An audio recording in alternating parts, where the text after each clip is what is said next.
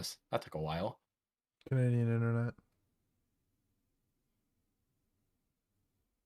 We should be live. Hello. We should be live.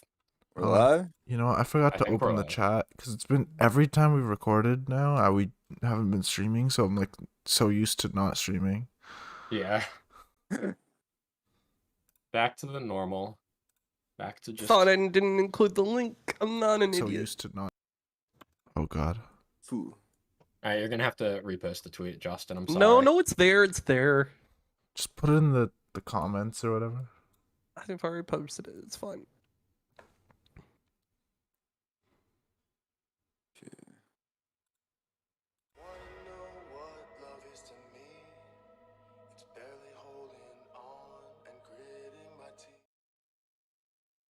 Bam.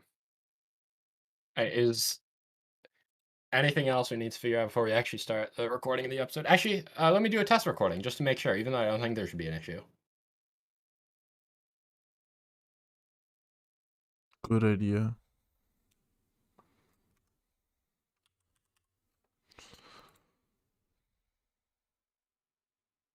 Okay, yeah, I picked up my voice fine, and I think it'll be fine. So, I say we just get into it then. Sounds good. Hello, everyone. Welcome to the Hivemind Recap Podcast. This is the true ending to the year of 2021, our final 2021 recap. It is the December recap. We've already recorded all of our end-of-year awards episodes, but there's some other stuff that was released in the month of December that we want to talk about, and that is what this episode is for. As per usual, I'm here with my three pals, Justin, Derek, and Jacob. How we all feeling tonight? I'm sick again. I'm Yay. tired. Yo, Jacob, aren't you sick too? I'm not actually, Oh. but there you said is you a were. viewer in the chat. Oh, let's go. Wait, Oh, it's what Metal was Wesky. he? Yo, shout outs. Love that guy. God. He sent me a lot of bands in my Twitter DMs. What a king. Shout out him. Yeah, make sure if That you're was like the watching this after, easiest self-promotion exactly ever this come guy got. to this come to the live Like, stream. holy shit. He's actually, real quick, my Twitter, I don't know if y'all have noticed this recently or if it's just a me thing, but my Twitter's been like really slow. Mobile Twitter, I mean. But I'm trying to find his Twitter because he does like really cool art. He's like really talented. Hold on. It's at Paskey, Paskee, Wusky, Wusky. It is. It's really neat. It's really neat. It's not like Shout outs. my style. It's kind of like when we get bands on here where I'm like, I don't really like the song as much, but I can appreciate the musicianship. That's how I am. You know, it's not my art style, but homie's hella talented. Definitely check him out.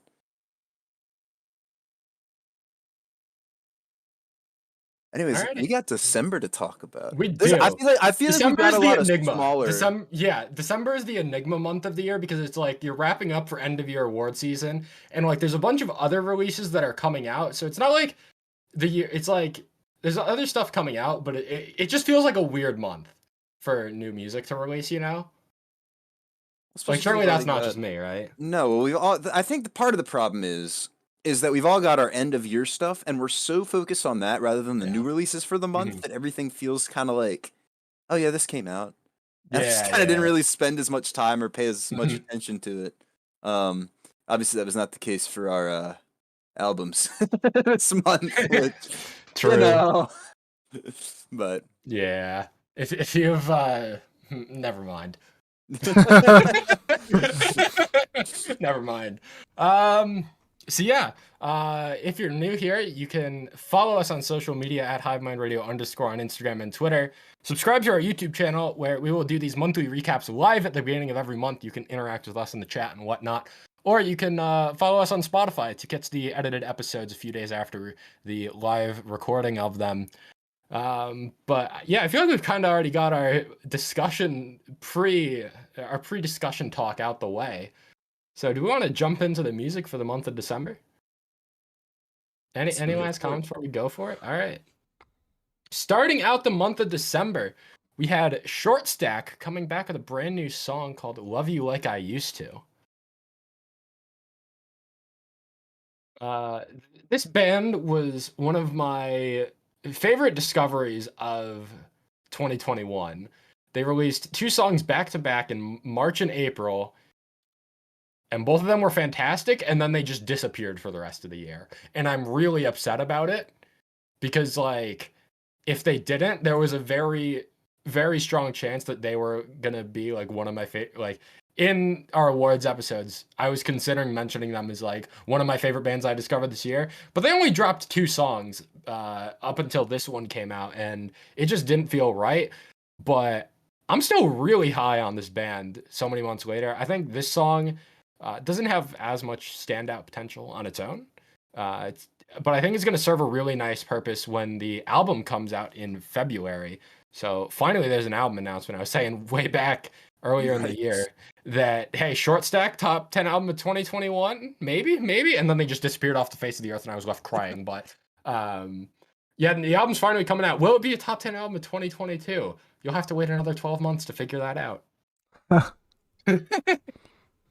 Man, I wanted so desperately, and I thought it was building to it too because it had the electronic elements. I wanted like an EDM drop instead of a chorus. Something maybe in the vein of like a Half Awake by Concrete Castles. Like I wanted something Yeah. like that, like a vibey melodic EDM drop to accompany, because it felt like going up to the chorus was a really nice build and it had the electronic elements, and I was like, damn, give me the drop. And then we never got the drop, and it made me sad, but I still think this is my favorite Short Stack song of all the ones You we've like to talked see about it. so far anyway. Yeah, I feel like half of the singles we're talking about this month literally released the first week. And Yeah, this yeah. is this song is one of the 2 of the first week that has actually stuck with me throughout the month. So it did something right for me. I'll say that much.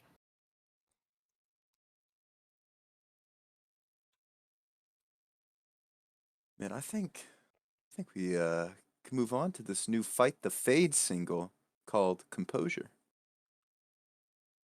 This is There what, wasn't. like single number 6 or something like that? Number 5? It's gotta be. It's We're getting something close to another ridiculous. album from this band. It's not announced, but we got to be getting close to an album from them. And given that their last album was a top 10 album of 2020, I'm very curious to see where this goes. Because I mean, this streak of singles they're on is, I don't know if it's living up to the same degree of In Love and Hope and Peace, but it's a lot of solid songs, and this is another really solid one to add to that list of strong singles that they've been releasing.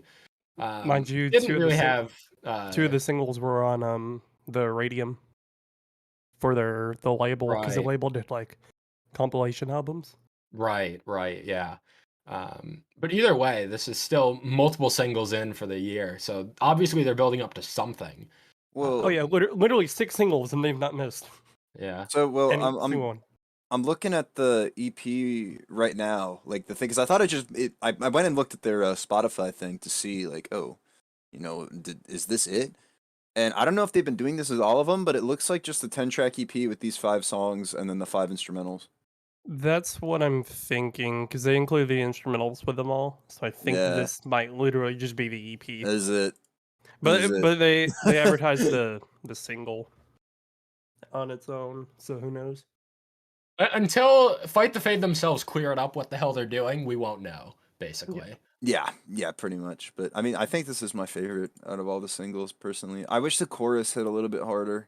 This is another one we were Oh, talking it- about it before, but I wanted a lot of songs this month to have like stronger choruses than they did because I really like the instrumentals and the verses, and this is one of them that like I feel like the verses really outshine the chorus here, which I guess is a testament to how well they can hook me in with the verses, which is like usually it's the chorus that hooks me in, but Fight the Fade have managed to kind of do it the other way around, which is a testament to them as a band. But for my own sake, I wish that the chorus is stuck with me a little more than it did, you know? This I song love to me the- almost feels like a more rock version of the Short Stack song, because both of them have that very kind of like uplifting element, that uplifting like ambience to them. Whereas Short Stack was a little bit more like acoustic pop rock-ish, whereas this is more like electronic rock influence, but still has that uplifting mood. So I feel like both songs that we've talked about so far get across very similar purposes, just in different genres. and they both work in their own respective right. I love the like leading up to the final chorus where it's like that breath and then just it kind of bursts into the chorus. I really liked that. Yeah. Fight the Fate are a sick band. They've been Yeah. sick for a while, so. Much like Justin.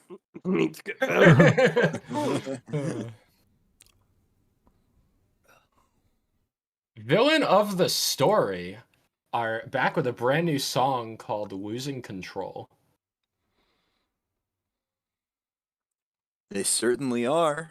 Yeah. Justin, not Justin, Jake. I want your thoughts on this because I know that your rule of thumb with Villain of the Story has been the more uncleans, the more cleans, the better, right? Yes. So we've got a song here with mostly cleans. How are you feeling about it? Yes. Okay, elaborate. Literally, the only thing I wrote down for this song is Queen vocals better than everything else. Just Queen vocals and a bunch of like arrows. That's all I have to say about this song. The more this band leans into their Queen vocals, the more I will instantly add to the playlist. That's all I'm saying. I do like that there was that like there are a couple of moments where they incorporate the unqueen elements. Kind of more as an accent, but focusing on their queen vocalist, who's incredibly talented, just works significantly more to my taste. So, did they get a new clean vocalist? Because he sounds different. I don't think so. He sounds pretty similar to me. He sounds like basically what I remember Villain of the Story sounding like. I thought the same a little bit, but I don't know if it was just like production choices or like mixing choices or what. But I like how he sounds like on Stuck is the one I can think of at the moment. Yeah, but, Stuck is my favorite song of theirs, bar none. And he doesn't sound anything like that in my opinion, but I don't know. I definitely feel like it sounds like I remember them.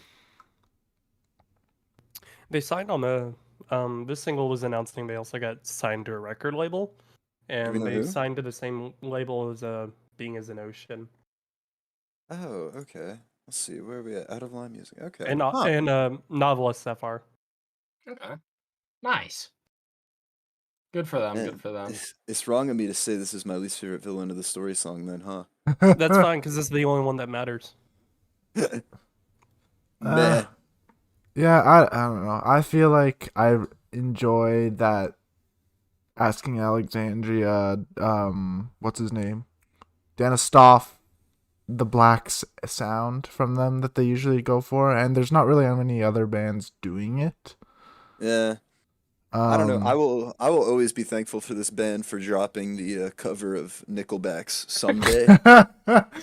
Well, I didn't realize it was a cover until like a year after I started listening to it, but it was one of the first tracks that I got into when I first started getting into like this genre of music. So, they've always hold a special place in my heart with their Nickelback cover. I feel like Villain of the Story are forever going to split the Hivemind head in halves, where it's like whenever they lean into the Queen vocals, I'm gonna be like singing the praises, and whenever they do whatever style that Jacob likes more, I'm not a fan of that style, and this band is always gonna split hairs between us. Except like Stuck was really good. I don't know how Derek true. and Justin felt about Stuck, but it wasn't my favorite song off of that. I think Breathe is, but that's kind of more like a chill, vibier, Just the Cleans, which is why I don't know. If it's a vibier track with Just the Cleans, I'm fine. When they're doing or going for more like energetic, I want them to lean more into the uncleans because I feel like they're really good at it. Yeah.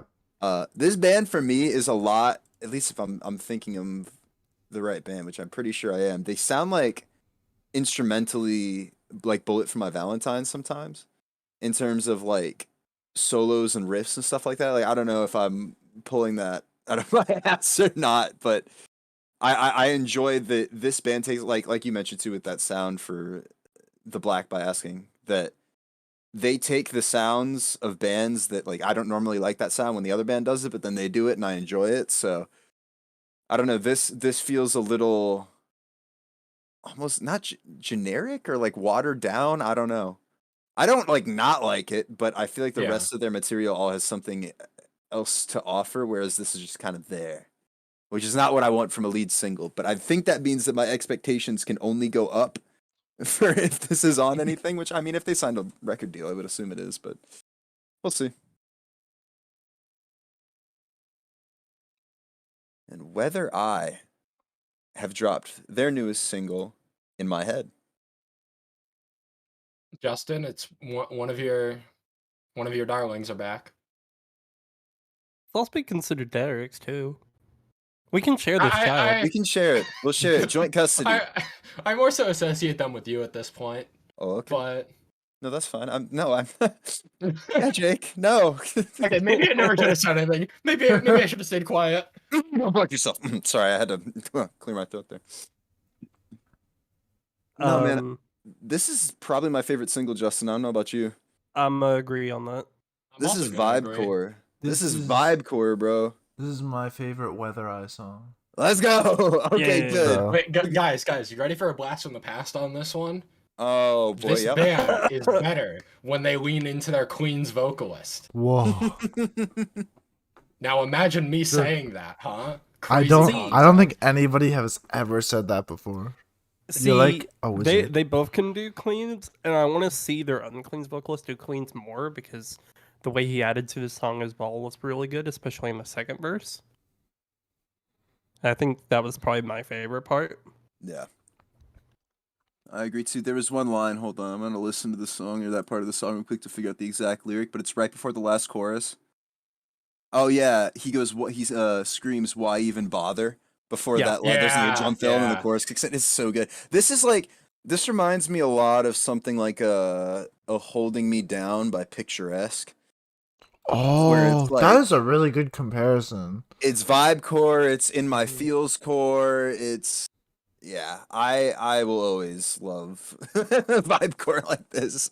It's almost in a sense what that I think it was 2019 Varsity EP sounded like.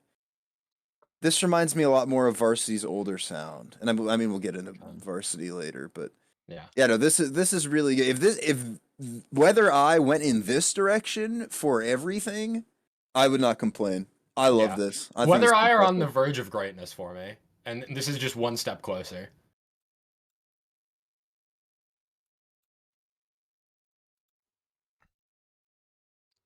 I think it's time to get a little bit sad, guys. Let's get sad. Bring us into it. Yeah.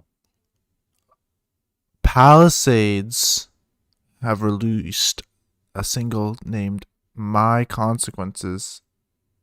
And this also came with, or it came a few days earlier actually, the announcement of the departure of their vocalist, right? I'm right Yes. on that? Yeah? Okay. So this is the last song with him on it, I'm guessing. No, this has the new No, vocalist. this has This Oh, is this- a new. Oh! and don't quote me on it because I could be wrong, but I think that he's been doing backing vocals in the band for years anyway. Like Yeah. he's not a new vocalist. He's just Oh, a so he's member. kind of like a Aaron Pauli deal. Yeah. Maybe not quite as versatile and good, but yes. Allow me to restate how I love the instrumentals and I love the verses, but I do not like the vocal delivery on the chorus. And I think it's a little jarring because the verses, not that they're like upbeat and punchy, but the vocal delivery is more like smooth and vibey. And then you get to the chorus and it gets really rough. And it's kind of like how with Philip Strand, how I like all his vocals and then he hits his kind of upper register or falsetto or whatever and it kind of falls off for me. That's how I feel when the vocalist gets into his like raspier side. Interesting. But I like this as a lead single. I think it's a good display of like, hey, I think we've it's a still good got- comeback song. Yeah, yeah. Like I don't think it feels like a very safe bet to come back with this song in a way. Where I don't feel like this is doing anything super outside of what I would expect from a Palisades song with a new vocalist or with like a different main vocalist rather. But it didn't really stick with me all too much. I don't know. it's not bad, but it's lacking that moment that really makes me want to go back and put this song on repeat. I need another single or so before I give my full opinion on how I think of the vocalist. I do like the song though. It just didn't remain repeatable for me for the most part. We'll see. We'll see. I know they tweeted out that they're in the studio, so the album's not done, Hmm. unless it is and they're recording an EP. But No, no, I think we're getting an album this year. yeah, which I'm fine with. I don't think that what was it? Erase the Pain from 2018 is really has like had the same staying power that some of their older albums have. So I'm hoping that they can take the time in the studio to give me something that will stick with me a little more than that 2018 album did, but I don't know. We'll see. I'm interested to see where it goes with their Yeah. new old vocalist. Yeah, I'm in the same boat. I think kind of smart marketing deal. Like, get all your attention by announcing that the vocalist left, then announce a song where, like 2 days later. Mm. Pretty smart. Yeah, make the best of a not so Make the great best of a worse. situation. Yeah. Well, I guess not so great from our perspective. I'm pretty sure their vocalist left to pursue something else. Like I can't remember if it was like with his career or with his family or whatever, but I'm always down to get new music from a band once the vocalist leaves or once a key other member leaves, and at least like see how the band goes. So they've got the potential with this album. I'm curious. I'm intrigued. Definitely a band to keep your eye on. If you weren't already on them. I mean, they've been around for a while, but Yeah. if you need a starting point to get into Palisades, this is a pretty good point to jump on board. Another band that's back is Noya with their brand new song "Take Your Love and Leave." Jacob, our children is home. Yes, but it's this Don't say it. complicated situation. Don't. And okay, this is okay. I'm This not gonna is sit an here and all let you right talk song. back about This is an my all right song. child. No, this is an all right song, but this is gonna sound so mean. I like it when Noya is more in the lyrics are more and the songs are more depressing. And I remember you saying yeah, that. it sounds when it came out. it sounds so bad, but I it's just the way I prefer them. It's yeah. Like this is still an alright song. Making happy music challenge. I don't think this is necessarily happy. No, Yeah. it's not. Noya, make more depressed music like the 2020 album challenge. No, I think I'm gonna echo that for the most part. This song compared to their 2020 album, I really think it's probably on the lower end if it like was included on the album. As something to come back to, like after having released their album, this being the first thing they release, I like it. It's a good easing point into the band. I hope that their next single, because what they did with the last album was they had Rebirth out for months, maybe a year, before they started releasing more singles for the album. The first single, forget the name. I'm blanking on it. Wait, what are you looking for? Sorry. Crawl Into My Skin, the Uh-huh. first single for the actual album. When that came out, that was probably the best introduction you could get to Noya. We had the Uncleans, had their probably some of their best instrumentals for any of their singles. I don't think this is probably the best way to get into them. I think like this is a good easing point, but if you want like the You've got it. I believe in you. the purest form of song. Sorry, The Noya essential sound. that's the essential. Thank you. I couldn't think of the right word. I would definitely recommend something off the last album. Maybe not even one of the singles. Maybe like Aching, Bleak. Bleak is also a good one. I just listening to this single made me go back and listen to that album again because I was smart for picking it as my 2020 top album. Yes.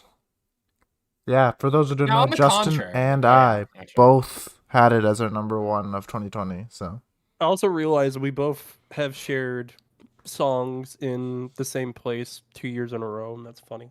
nice. Anyway, what I was gonna say. On the contrary, I think this is a top 3 Noia song for me. For a Okay. band that I'm I have gonna agree. struggled for a band that I have struggled to connect with outside of like Meaning to Your Pain, the chorus and melody of this song really stuck to me.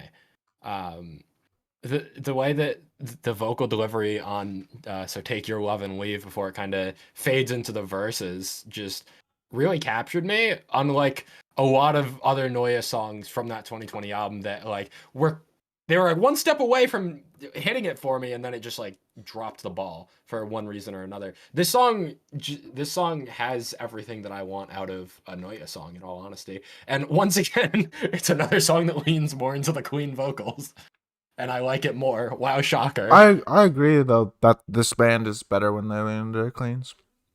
Hey, I'm not alone. Let's go.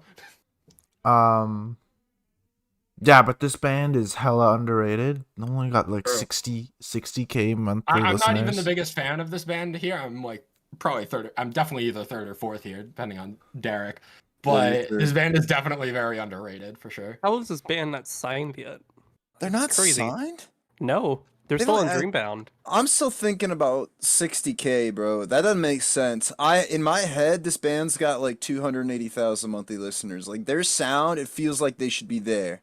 You know, they get the one that hits the Spotify playlist, and the rest are all like 500, 600K, and then, man. Yeah, this is Even as somebody who's not a huge fan of them, they definitely need more recognition. Like, it's not acceptable. All I know is there's some bands that we've talked about on here that have about a couple million monthly listeners, and they are nowhere near as good as this one. So, escape the fate. yeah, Black Veil Brides, whatever that one band never that even won discussed that Eurovision album. was. It's good we didn't discuss it. It's fine. Let's move on. Let's move on. Affiance are back with a brand new song called "The Line." Now, I continued my trend of I like the instrumentals and verses, but not the chorus with Noia. Here it's the opposite. The instrumentals here are fucking sick. Oh, I yeah, think that this song is carried by the instrumentation. yeah, out of all the singles that we're going to talk about, except maybe one, this had my favorite instrumentation, and I really liked the chorus. I think that this song needs entirely unclean verses. I think that would save the song for me because the verses, it feels like there's this imbalance of the cleans and uncleans, I guess, that I can't really, there's no structure to it or no predictability. And so I was just kind of listening to it and I'm like, what's going on? What's going on? Okay, chorus. And then I'm lost again, like that sort of thing. But I don't know. This overall is really good. It's got a lot of good elements. The riffs in want this to see song are them- crazy. Yeah. The Again, guitar work is like the instrumentation is the standout. The guitar work is the standout of the instrumentation. yeah, just a phenomenally talented band. I'm not entirely sold, but I think I could be. I think they've with this. I haven't been paying much attention to Defiance before this. I guess I think we've think we either talked about them a once couple or before. you've shown a couple, but yeah, I'm now intrigued. They've hooked me in with the instrumentation alone. They gave me one song where I really, really fuck with the vocal delivery, and they've got me. I guess so. I'm on the verge.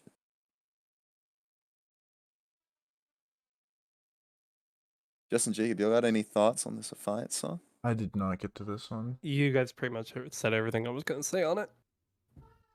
Jacob, you Now, would really like let's the move instrumentation. on. Let's. Oh yeah. Oh. Oh yeah. Oh yeah. No, Hold no, on. no, no, no. Go Hold for on. it, Justin, my king. No, there's a reason why Justin has very little to say on this Affiance song, and it's because of this next song. He just wants to get to it. Yup. I may or may not have been obsessed with this last song. We're finally talking about this band after missing their first single in January last year. Cantervice with their sophomore single, "The Machine." I'm gonna sit back for a second and let you guys talk. Give us 30 like a minute or two to say our thoughts before you can spend the next 10 minutes. Okay, yeah, that's fine. I get it. So yeah, The Void, really solid debut single. The Machine, a fantastic follow-up. One of the first bands or musicians that I got into back when I was getting into like rock as a genre was Boostali, who like perfected like electronic rock in a way for me back in the day. And since then, he's kind of drifted into a different sound. And Cantervice is picking up where Boostali left off in 2018 for me. And I am extremely happy about it. It is electronic influenced rock done just fantastically. Vocally, the instrumentation, just everything about the song is fantastic. When I mentioned at the top of the episode that Short Stack was like one of two songs of the first week that stuck with me, this was the second song that really stuck with me throughout the month. Love to hear it. I'm not entirely sold, but I could be. I think this reminds me a lot of, oh God, what was the name of that band that dropped that like 9-track EP last year? It was like a Bring Me the Horizon. no. Oh, It's a Justin band, and it's got like a tan and gray cover on the front. What? I'm blanking, bro. I swear I'm gonna find this and then bring it up like 3 discussions down the line once I figured out what it is. But You're just gonna remember this in the next time we Yeah. talk about Cantervice. I'm gonna be here. It's gonna be like April, and I'll be like, guys, you'll never guess what I just remembered. But I say that in that I have nothing objectively to pick on with this. Like, I don't know why it's not entirely clicking with me because it should and it's not, and I'm upset about it. But I really enjoy the instrumentation. I really enjoy the vocal delivery. I don't know what's wrong with me, and that's about all I can say. Jacob, you have any thoughts on this one? This is heavier than I would have expected Justin to like. Yeah. Good point. To be like obsessed with, I mean, but is this a gimmick band? No. I'm looking at their bio and it's like freedom is an illusion. I think so because literally, if you look at the album art or the single cover art at the bottom, where it usually says "All rights reserved," it says in Roman numerals 2021, "All rights forfeited," and I found that fucking hilarious when I figured that out. Oh, that's a neat little touch. Like their bio is just like, I don't know. It's really interesting to me. So, I'm gonna give a little bit of background on this band because I did a little bit of research, to figure out like where this band came from because I had no idea. Turns out this is as far as I know, a one person like led band. Like the vocalist leads the band, and like sort of like a Paul Bartolome type thing. Okay. The vocalist's name is Robert Madlock. He is actually a YouTube cover artist, and this is basically his main project at this point. Is this band? He did a lot of covers of like Bring Me the Horizon, Starset. I think the most covers he's done is Bring Me, some of Bring Me songs. But when Void came out, I was really into that when that came out. So I went back, listened to a lot of his covers, could actually see like the very familiar kind of vocal delivery that this song actually gives. So when this song came out, it really resonated with me very well, especially with like the meaning of like technology and like social media is basically corrupting people and like turning everyone to like slaves to a screen basically. And like this song in general, the instrumentation, the chorus, the fucking breakdown at the end is so good. Again, I didn't think I would like it, but it's heavy, done well. And I said this in a previous episode, where I don't like heavy vocals for the sake of being heavy vocals. That's why you won't get me like listening to like a purely heavy band with only like the uncleans being like the chorus or maybe a verse. But in this point in general, like this is the quintessential what I would listen to. Derek just had his epiphany. Sorry, I typed in Discord because I didn't want to interrupt you. Justin, the band was Falset. It reminded me of Falset. Yeah, I think that's the band I'm thinking of. makes but- sense. I think Falset had longer songs than this, but Yeah, they did. I can I see mean, it. it's still a little over 4 minutes. It is pushing a little bit long. I mean, it's not that long, but Jake was right when Justin was going to talk about this for 10 minutes. Don't judge me. I mean, it's not. It wouldn't be a first time. Excuse me. How How about you talk, What you mean? talk about this next single then? I could have pulled the playlist back up. It's Breathe Atlantis have a brand new song called Earthquake. You didn't just let me call Derek out on his shit. Man, Well, you I got was away with looking. it. I was looking through Falset's discography. All right. They dropped a Motley Crue cover I didn't know about. I have to go listen to it.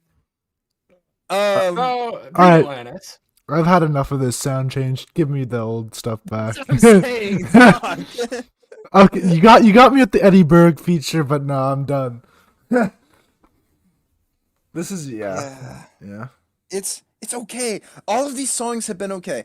I will say, I think as much as I praised Defiance for their instrumentation, this like melodic, chill down, I don't even know what to call it. The breakdown in this is Yeah, it's a probably, really weird breakdown, but it's It's really my- cool. it's my favorite instrumental moment probably out of like everything we're going to talk about.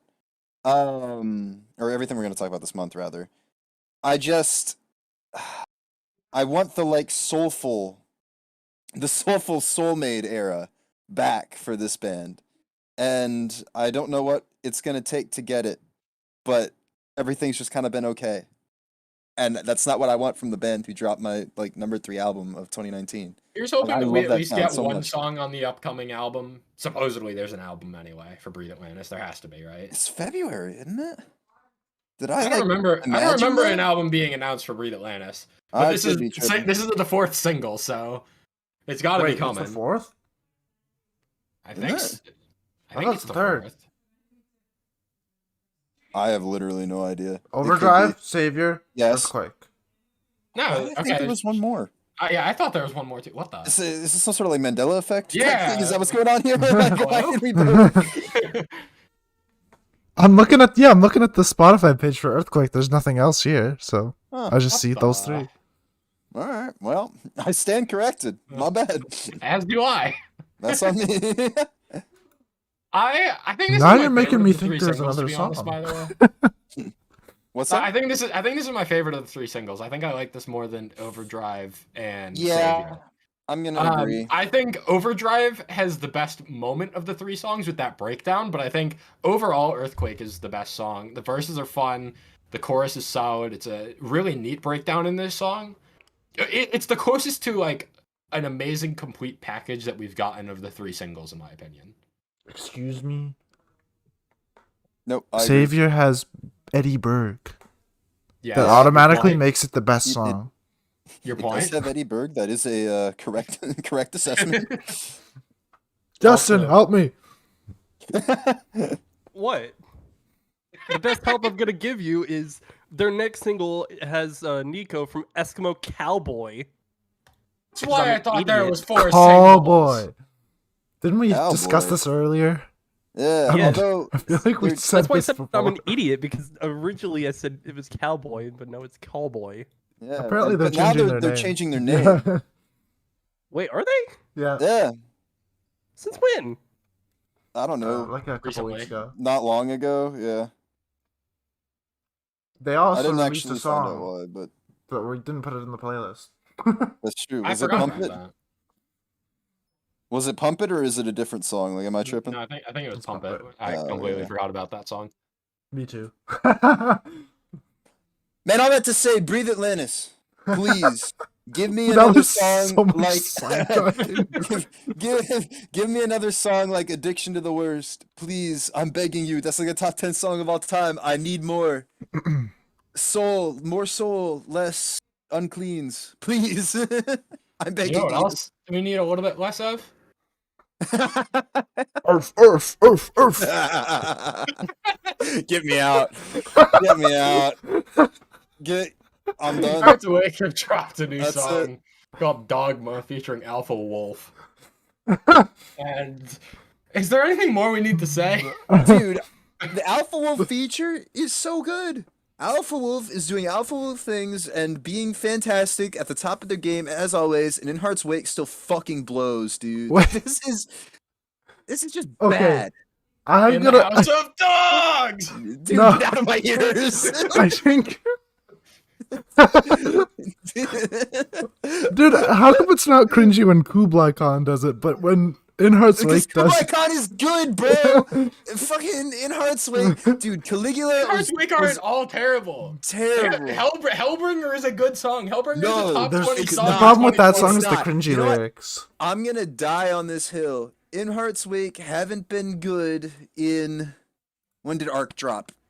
4 years. 5 years. Earthwalker is still the best In Heart's Wake song. Yes, exactly. I'm also partial to Arrow, which again, same way, Villain of a Story. Like that was one of my first songs that I got into when I was getting into the scene music, and like, I want to like this band more than I do. The problem is that the Uncleans are almost always like super punchy. What's that one song off that last album? Time Bomb, I think.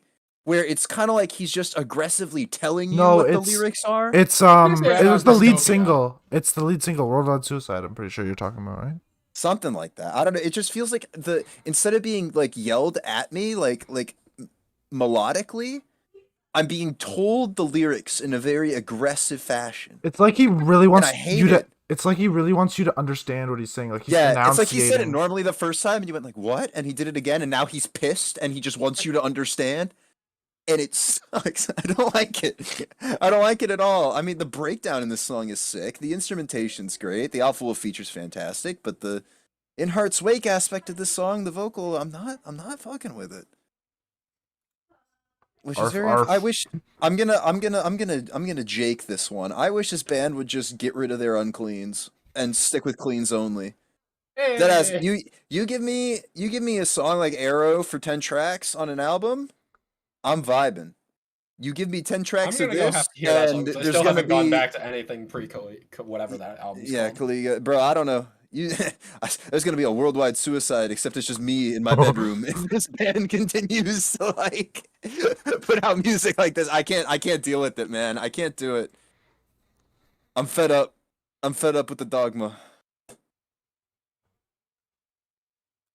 Now, with like the 7th single for this album cycle, are we fed up with As It Is, who have dropped another single for their upcoming album called In Threes?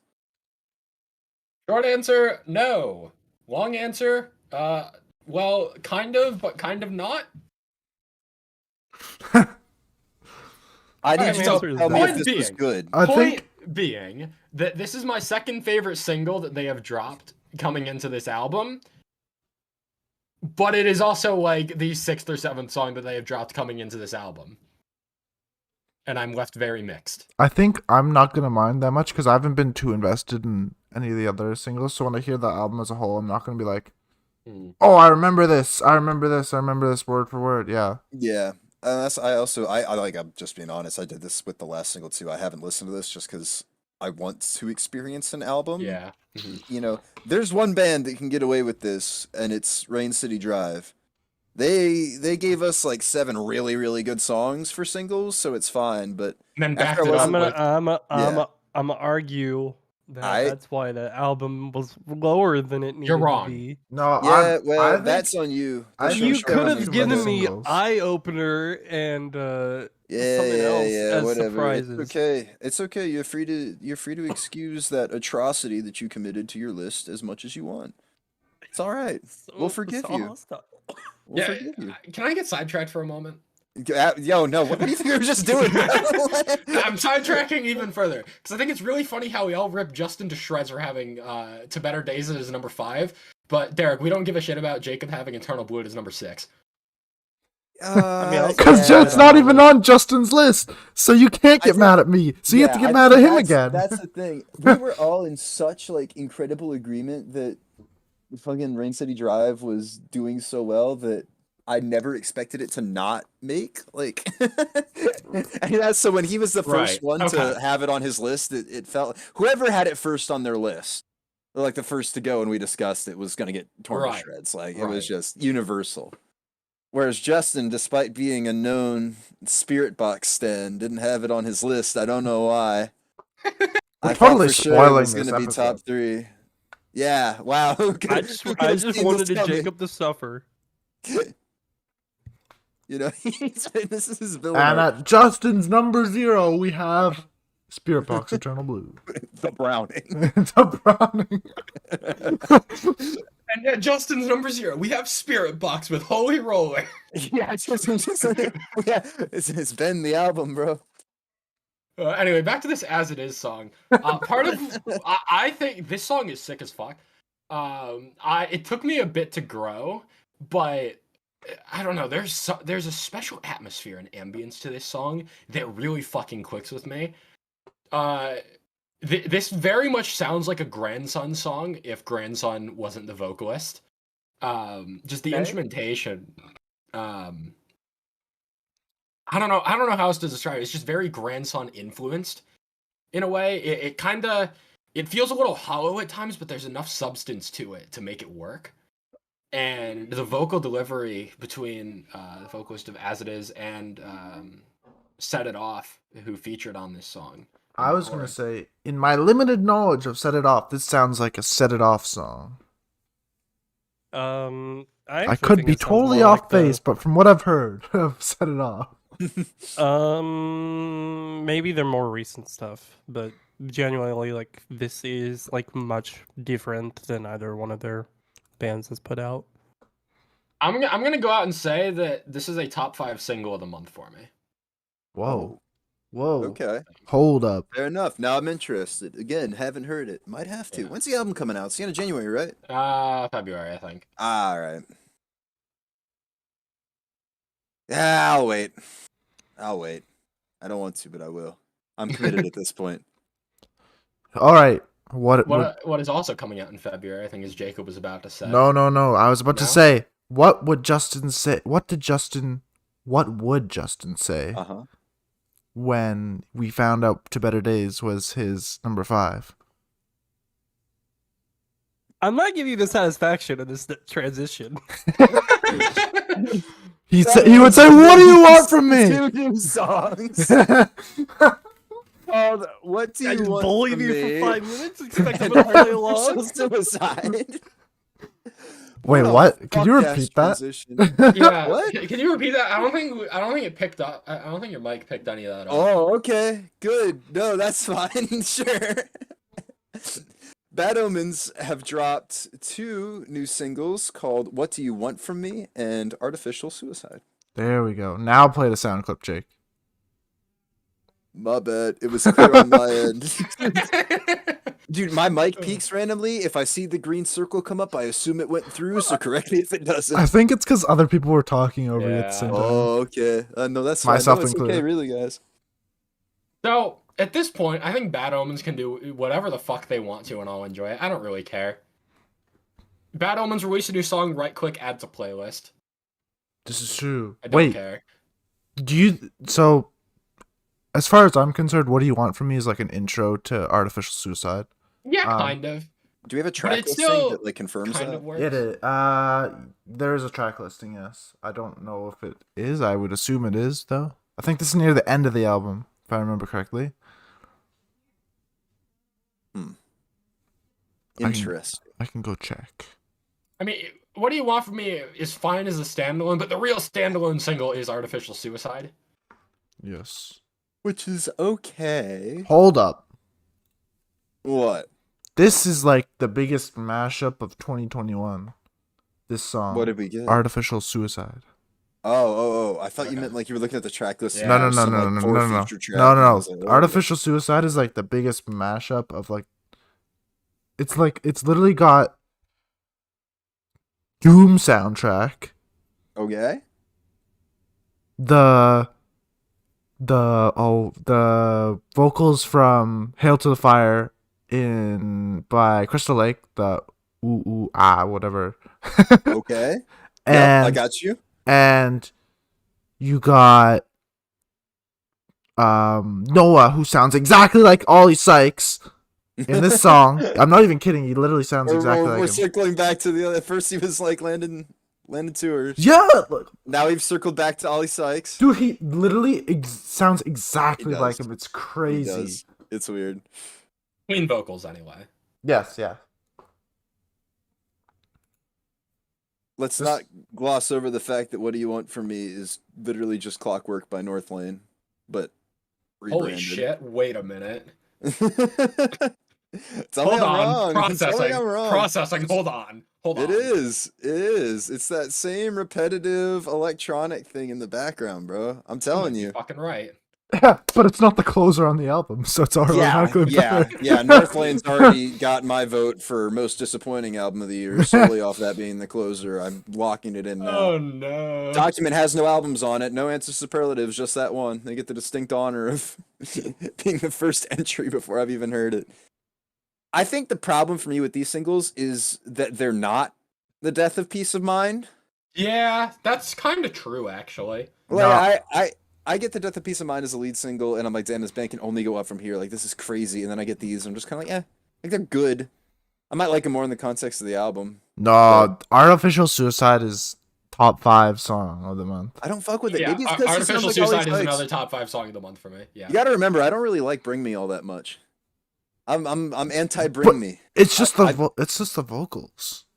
Yeah, I know. I'm saying like I don't like anything off That's the Spirit. Okay. And or Sempiternal for that matter. And so it's kind of like, Okay. Who That is one- this guy? Why is he Yeah, on I this? know. Why is I he know. being I given know. the option Somebody to cut his speak? mic. Somebody Yeah. cut his mic. Cut him off? It's not even putting me behind a paywall anymore. It's just like, no, cut the mic. Like he's done. He lost talking privileges. So, I want to make note of the vocal delivery on a specific part of Artificial Suicide. I think it's the chorus where it says, "Well, we're not gonna be a commodity, not another maggot in the feed that you're gonna eat, motherfucker. You can try Artificial Suicide." The vocal delivery on that piece is so fucking just like, I want to say it's fucking hype. Am I wrong? Like the way that Noah delivers those lines just sounds badass to me. It is a hype ass song. I will give it Yeah. that. As much as I'm not feeling it as much as Death of Peace of Mind. There's it's a enough hype-ass of song. there's enough of like peaks and valleys to make that part of the song specifically pop to me, and that's by far the standout from it. Whenever I get to that, I'm like insta headbanging, dude. It's so good, so good. I think Also we've touched enough on wait, these there's unless you have anything. the pause. It's like 5 seconds long. And it's just like, Right, is the song over? yeah. Is the song over? Nope. No. Back into Yeah, it. and then they kind of fake you out at the end where it's like into the white noise, and then it cuts out halfway through delivering noise. Oh I man. think that's cool too. Bad Omens are just such an awesome. They're just such a talented band. They're incredible. Man, speaking of instant headbang, Varsity have dropped another single off their upcoming album called Closer. As far as I'm aware, this is going to be the last single before the album Should drops. be. I could hope it be is. I wrong. mean, it has to be because the album comes out later this month. Yeah, I mean, I'm gonna go and say I think this is my second favorite of the 4 singles. I don't know, it's close. All 4 singles have been really good, like really good. It's hard for me to pick one as a favorite and like a least favorite because they're all just so consistently solid. You know, Varsity once again delivering on just post-hardcore as a genre. I also want to mention that they were very smart with releasing these singles because all 4 of them are literally the first 4 tracks of the album. Mm. The last 7 or 8 tracks being all new stuff, Down and for it. the breakdown for this, they actually had a teaser of before announcing this album was the thing, and I really enjoyed it. So when getting to the song and finding that, I was like, oh, I recognize that. I remember that. I was very excited. Yeah, the breakdown is pretty sick in this song. I think it caught me really off guard. I didn't expect it to go like that hard because I'm eagerly anticipating the album solely because I don't think these singles have been better than anything off of Black. So I'm wondering how I'm gonna feel about it by the time all is said and done. I think this is probably my favorite single based solely off the breakdown, but I think that okay, so I really, really liked Black when it dropped in 2019. And I thought that this band was very similar to I guess what Caskets is now, that they were dropping music at about the same time. And I both thought that they had a lot of potential to be really, really good in something that I could really get into. And instead, I feel like, at least for in my own personal view of them, they've kind of plateaued a little bit. Like I expected these closers to blow me away, or closers. I expected these songs to blow me away.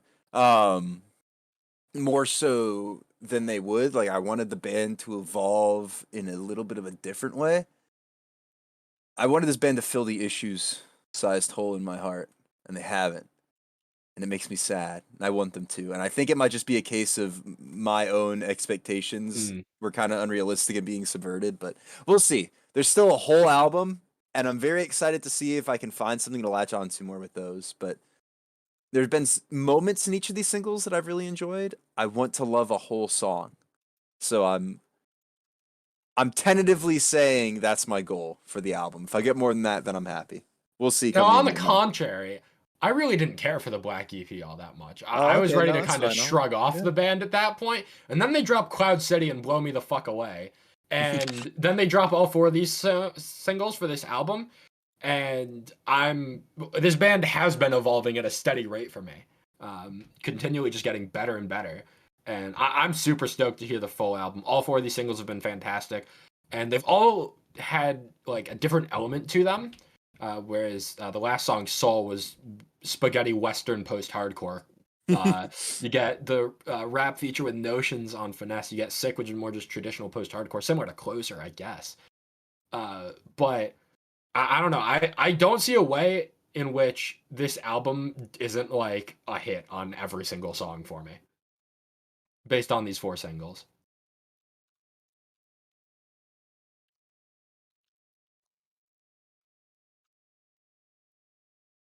Speaking of Varsity, Valiant Hearts have dropped a new single featuring Joey Tyler of Varsity called Karma. That they did on the same day. Justin, how feel? Go. Valiant Hearts continue to keep being Valiant Hearts and being good. It's not like I'm trying to convince people, because I might be. But no, I feel like this is better than Banshee, just because I feel like I like Joey Tyler as a feature more than Survive Said the Prophet. But the song in general, I really like the atmosphere. I like the beginning part where it's the, keep it black or white, keep it day or night, where it's kind of like the atmospheric tone. I also like how it ends with that. I just like the general vibe of the song. I'm trying to think of what else. Well, I was just gonna say, I don't think I was paying enough attention when this dropped because I didn't realize this dropped. And you sent that Valiant Heart song in the Discord the other day, and I said I was just kind of doomed to only like Galleons. But I actually really like this. Yes! I think it has the potential to be the first Valiant Heart song that I like really, really enjoy and can stick with. I'm waiting for the album to make this song click for me. I need to hear this in the context of the full album for it to fully click with me. Because you can't combine Tom Byrne and Joey Tyler, and Right. like Yeah. those seems like two like almost unstoppable forces coming together, and somehow it hasn't clicked for me, and I'm really frustrated because by all means that should work. So I just need to hear the full album at the end of the month, really. We'll see. I wasn't excited for the album, but this has me interested. So maybe. We'll see. I'm going to listen. And if you know what, if this is the only song I get off of it, I'll be happy because I think this is really good. But I know we're getting a Galleons album later this year too. So Yeah, and again, for the what, third year in a row? no, because they skipped 2019 because Metropolis came out early 2020. Okay, so third year in a row. Yeah, so the third year in a row. Dog, we're in Oh, yeah, 2022 now. Oh yeah. Did you say Oh dog? man, what's or- time? Dude, stop! No. We're leaving that one in the past. I'm also gonna say that Vertigo, their last single they're gonna have before the album comes out, we won't be able to talk about it on its own. I'm not gonna say everyone go listen to Vertigo when that comes out because that might be my favorite Valiant Hearts single from this album release. We'll be talking about the full album next month, so stay tuned. Yep.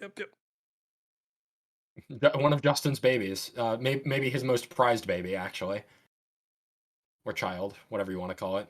I think Valiant Hearts. I think keep all Valiant Hearts my and my Valiant children's Hearts. works on like the fridge, and Valiant Hearts is like near the top. Man.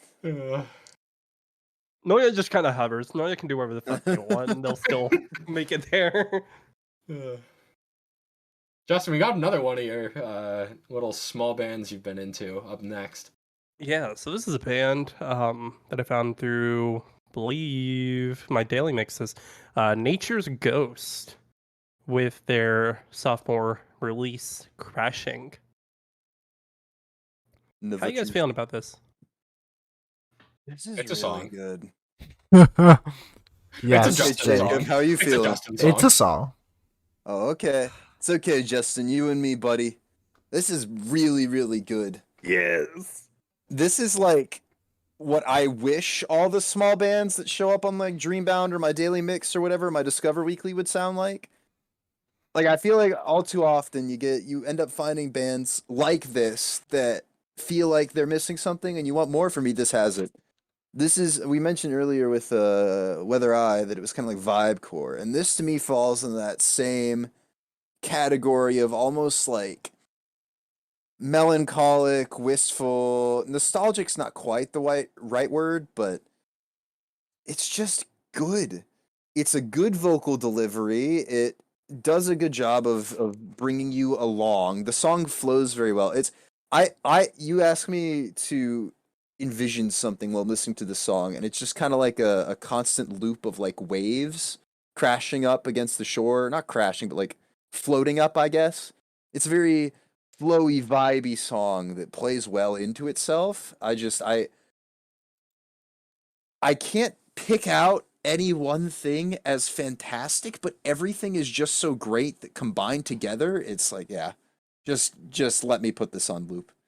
It's not super harsh, it's not super jarring, it's mellow, but in an energetic way. I don't know.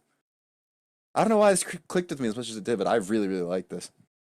Have you did you check out their debut single?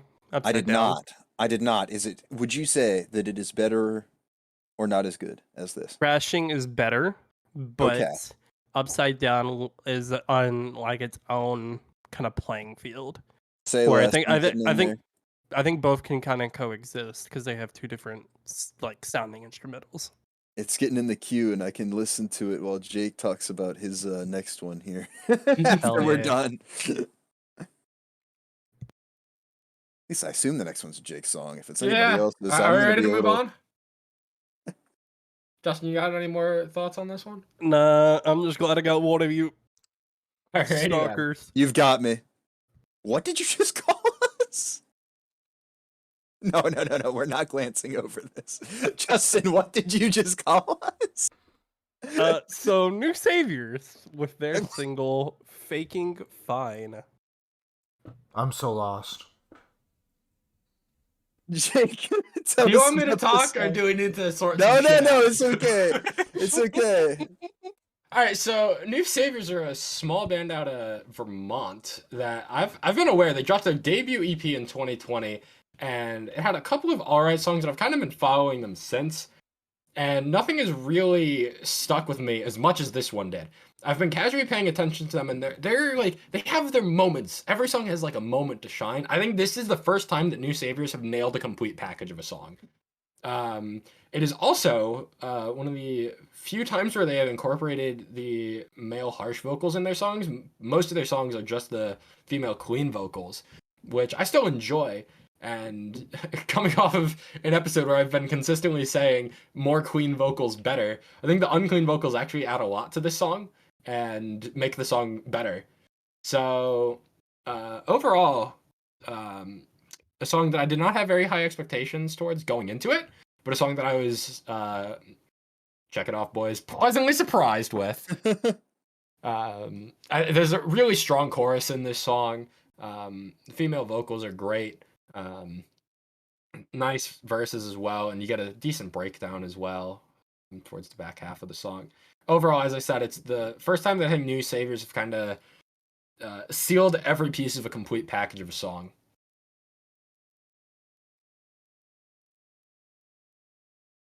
If you had to like ask, the reason why I assume this is a Jake song is because it feels like it's got the quintessential Jake song elements. Like this is, Yeah. you're like, all right, guys, give me a song to show me what Jake likes, but you can't give me like some power metal fusion band out of somewhere in Europe. Like, damn.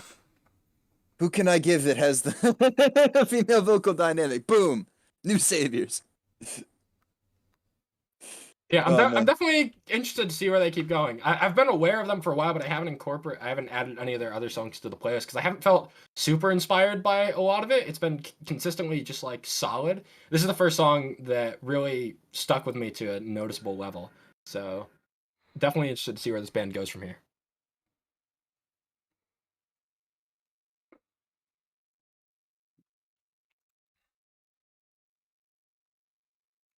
All right. That Guess. brings us, Yeah. to Torrential Rain with Another their new new band. single. Yeah, Differentiate. Now, Justin, as far as I'm aware, you're the only one that was into this band up until this Yeah, point. I've been into them for a while actually. Since like early 2020 when Home Alone came out. That was a really good single, and then I got back into them when Left Outside came out, but I think I was really the only one kind of feeling that, so we didn't include it in one of our talks in 2020. We were then looking at releases and reached out to by the band to look at this. How are we feeling about this, guys? This is stupid good. Too Like, this good. has no right to go this hard. I don't want to be a party pooper here, but I'm feeling very mixed on this for the same reasons why I feel very mixed on Phineas. This So- has the oh my- crazy guitar oh my- instrumentation of Phineas. It's like it's almost like I was don't gonna want to say make that budget Phineas. comparison. I don't want to say it's budget Phineas, but kind of. And I like there's two songs I still have in my playlist from that Phineas album. And this feels very reminiscent to it.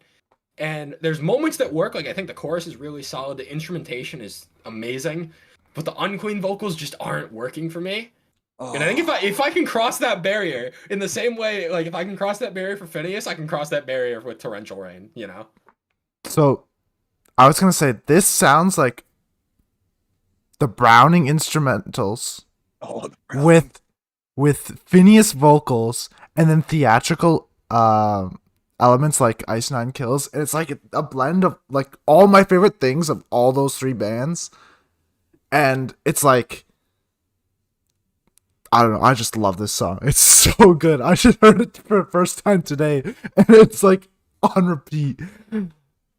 I'm gonna say you guys should check out after the podcast. Check out Home Alone and Left Outside, because those are my favorite songs. I feel like you guys would jive with those really well. Home Alone, Jake, has kind of like the Anna's Okay instrumentation. Say no more. Yeah. This track was like I had an experience listening to it because I feel like I couldn't pinpoint the exact structure of it, which normally would be like not a great thing. I like songs to have distinct structures, but this I didn't care because everything that I was hearing was just so good that I whatever was happening in my ears at any given point during all 5 minutes of this track, I was fine with. I was just like, yeah, sure, fuck it, why not? This has I mean, it's sorry. so good. No, I'm just gonna say This it's has- really, really good. this has big intro vibes, like an opener to an album. Oh yeah.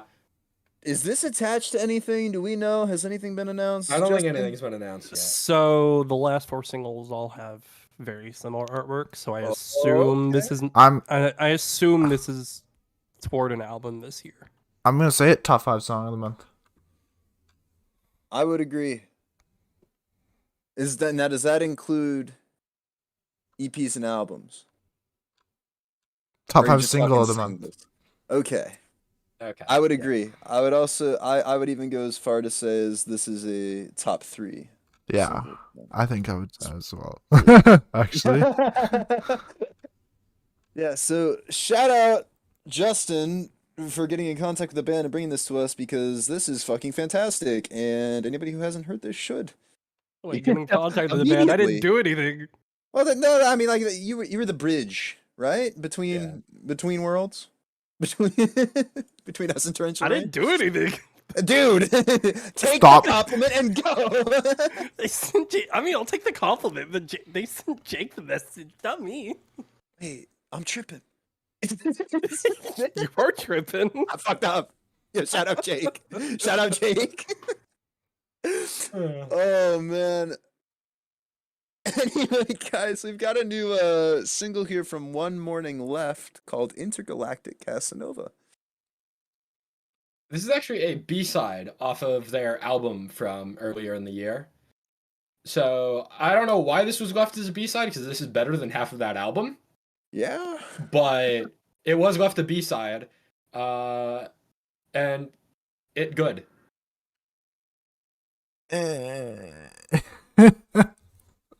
It's like it's the same One Morning Left sound that kind of works sometimes, kind of doesn't work other times. But once again, it's another song that leans more into the clean vocals, and I generally prefer the clean vocals of this band, so I enjoy this song quite a bit. You? Wow. Clean vocals? Are you kidding? Dude, Dude, this feels like a Michael Jackson song. What? Okay. Actually, nah, you're not too far off. You're I not gotta too hear far where off. this is going. You're not too I far gotta off. know. The instrumentation does sound a little bit like Michael Jackson. Yeah, I remember thinking the I same like that thing. Twitter post idea. It's like, yeah, this is a pretty good song for fans of Michael Jackson. What in the world? For fans of Wait, Michael Jackson, Derek, have you not Eskimo heard the Callboy. song? Yeah, I have. I don't hear it. Are you talking solely instrumentation? No, I'm talking like Oh, at the okay. 50-second mark. It's like the 50-second mark. the first verse combined, like the first verse instrumentation and vocal delivery kind of reminds me of Michael Jackson. I'm with you, Jacob. Good. I'm not with you. It's got like a vague 80s melody if you squint. All right, that's good enough for me. That's good enough for me. Yeah, high-minded full effect. No, I will agree with Jake that it is better than half of that album, and I will agree with Jacob that it is still just It's there. It's okay. I wanted to make note of it because, like, I know we aren't all the biggest fans of this band after hearing that album. They started off so promising with Neon Highway. Mm-hmm. It's such a shame. But given that this is, like, a decently solid song, like, would rank on the upper half of that album, I think, for all of us. I wanted to make note of it in this episode, so kind of I to finish have off the faith. saga of One Morning Left and I that have faith album. that this band will put out really good music that I will love eventually. I Eventually. have the utmost faith in them. I think they can do it. Derek's You gonna know be what like other band I have in a a lot of nursing faith home. in? I'm waiting for One Morning Left. Man. You know what other band I have a lot of fucking faith in? And is It's okay. Future Palace. They dropped a brand new song called Heads Up. Poor Derek. So, similar to Bad Omens, it's very hard to follow up Paradise. But they damn tried, and this song is really good. Behind Bad Omens for my second most anticipated album of 2021, coming out in fucking June, announced it fucking 7 months ahead of time. Fuck off, I need to graduate from college before I hear this shit, I'm upset. But yeah, Future Palace are climbing the ranks of like female bands with harsh vocals out of nowhere. It's like there's like a tier of bands. You have like God, putting this in a tier just feels fucking wrong, but it's like Conquer Divide, then you like level up to and as everything unfolds, then you get to like a dream state or a spirit box at the top. And Future Palace, they were nowhere near this ladder, and they decided to like knock on the door one day just for fun, and we were like, yeah, we're gonna like go up to that top tier, please, and thank you. Yeah. Like, what can this band not do at this point? I don't know, man. That debut Release a album bad is still, song. That's what they yeah, can't do. yeah, for real. That debut album is still a top 3 album of 2020 in my opinion, and this album is well on its way to following that up with another top 5 album of the year appearance, at least top 10 if I had to make a guess. I'm in love with her vocals, both the clean vocals and the harsh vocals. The instrumentation is sick, especially the riff and the breakdown at the end of this is just fantastic. I think the one kind of minor complaint that I have with this song is the lyricism in the chorus just feels a little underwhelming. Got to keep my head up from this crappy situation. Just it's not the most inspiring lyric, but I love this band too much to put them at fault for that. And this is still a top 5 song of the month for me. So yeah. Crappy situation is the one thing holding this song back for me. I think that could have picked something a little better, like you said. I'm glad we have the same small gripe with it, but otherwise, yeah. I wasn't. I mean, obviously, I wasn't as high on that debut album as you were, but I think between Heads Up and Paradise, I'm kind of sold. This upcoming album is like it's shooting up the ranks of my most anticipated. At this to me point, very, I very am quickly. more upset that I have to go through my entire last semester of college before I get to hear this album. I It'll needed give this us a album to reward. release. I needed this album to release during the semester so I had motivation to actually graduate, you know? That's your motivation to graduate, huh? I need this album to get me through those last 3 weeks of the semester, you know? But I guess having it as a reward for graduating works too. So anyway, to finish up this A Rising Empire triple threat of releases that we got coming here, from fall to spring have dropped a brand new song called Destiny. And dare I say this is the best of the past 3 songs? I think I like this more than the What? Future Palace song. What? I'm dead ass. What? No. He's capping. He's capping. It's close, but I heard this song for the first time and I was hooked. This is Huh. I have a new favorite from Ashes to New song, and it's this. So you mean you have a new favorite Linkin Park song? Because that's Um, basically what this is. No. Yeah, it has its Linkin Park influences, but this is my new favorite from Ashes to New song. This is more Fort Afterlife Myers wishes they were. than not Fort Myers. Fuck. Who was You got Mike it. Shenunda and also the band with? Oh God, I don't remember. remember. Okay, maybe I'm a little off base for saying it's better than Future Palace with how much I love that band, but this song is like definitely a top 5 song of the month for me. I was going back to this song constantly throughout the month. It is like quintessential nu metal done like just fucking fantastically. The instrumentation, you get that electronic disc scratching going on. You get some really sick riffs. You get a sick chorus. incredible verses. And I think the highlight of the song, when I knew this song was like incredible, was when I get to the breakdown, and then you get that little vocal modulation on I think it's like fuck, I can't remember, but it's like you taking me down, where you kind of distort the word down, and it goes immediately back into the chorus. And you end off the song with "You can't break my fucking destiny," just for a little variation on that chorus. And holy shit, man, I am in love with this song. The biggest surprise of the month for me, by far. I was thinking Fort Minor, by the way. Okay. Fort Myers. It's close.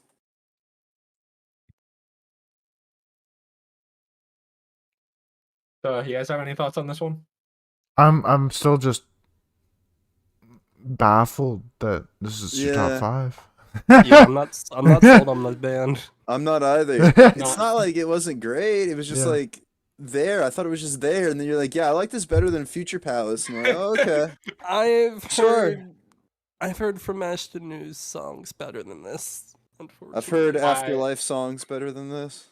That's a Okay, good I think comparison. I've also Afterlife is a good comparison. I think I might have also heard an Afterlife song better than this, but this is like some of the best new metal I've heard in fucking ages.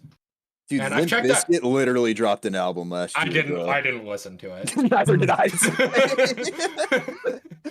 Oh man. I checked out some of their other songs too, just to be like, damn, like I love this so much. I need to check out their past stuff.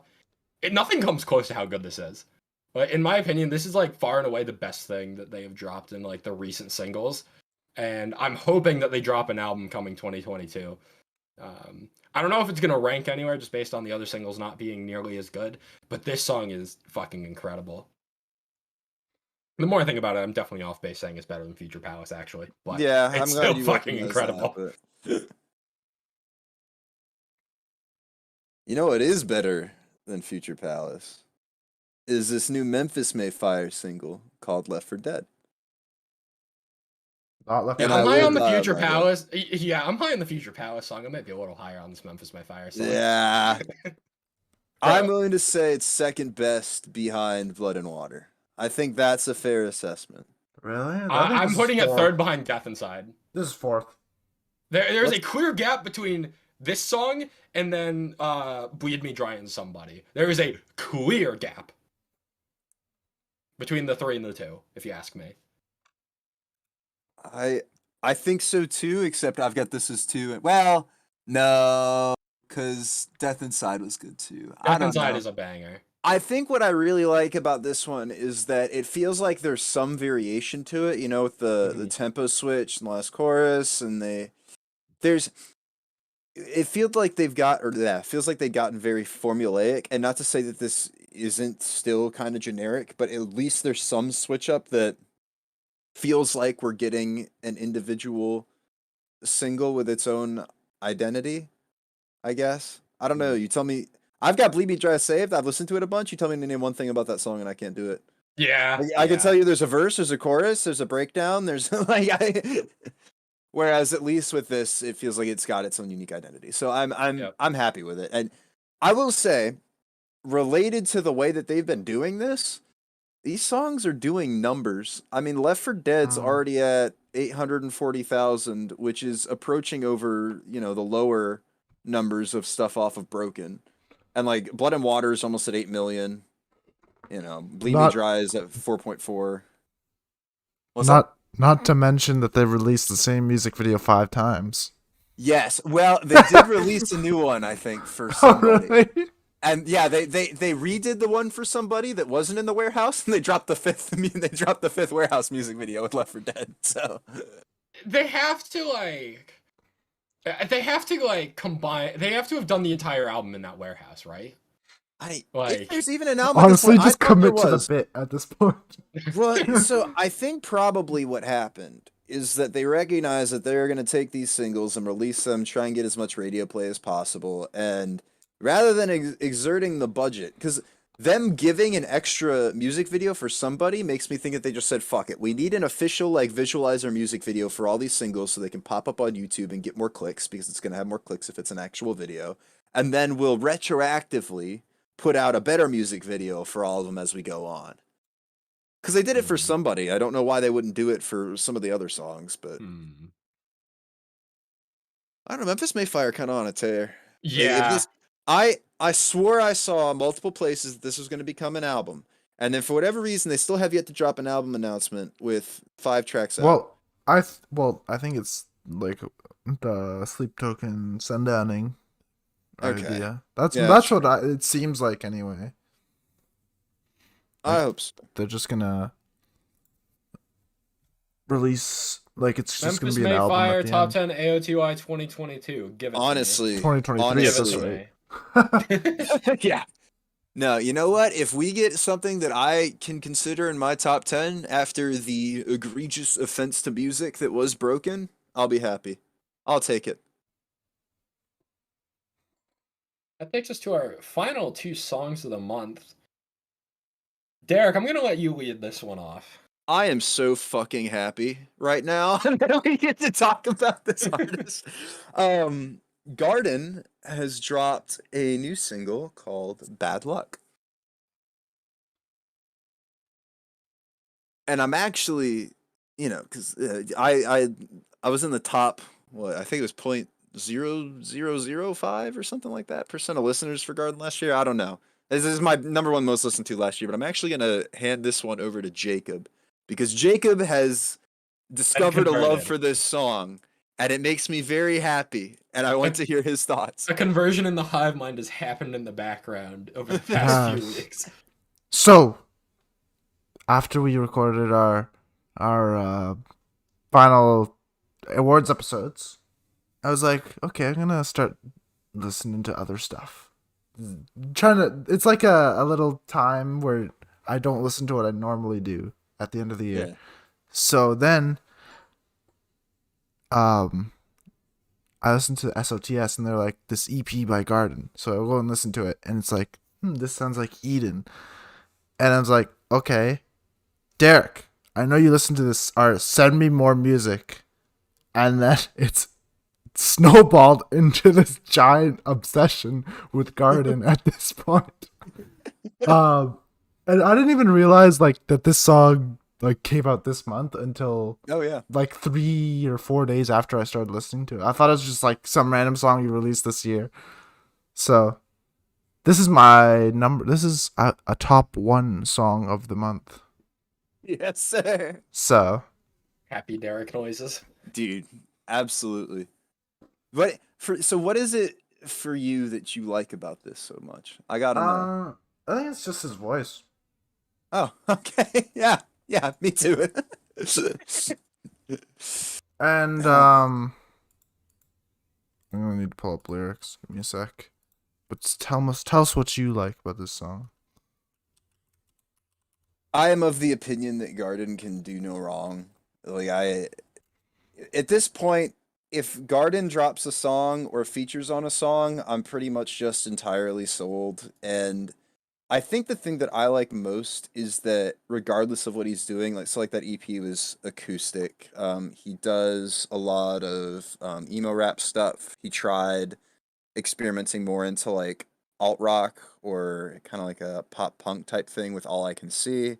Obviously, he featured on Again and Again by Against the Current. Banger. And then this and Pink Lemonade are more, I guess, instrumentally, maybe not as much vocally, but hyper pop kind of sense or centered. And he said that he puts out whatever music he wants to make and just hopes that people will like it. And a lot of that is based around what he's listening to at the time.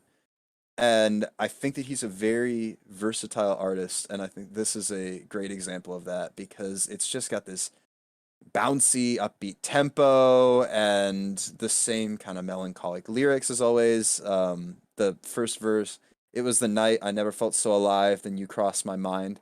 I tried to leave you behind, but of course you hide, kept out of reach and unkind, so my pulse arise as I look into those eyes. Just this song talking about dealing with, your own self-worth and your past trauma and coming to the conclusion that bad luck is all that I know, bad luck is all that I am.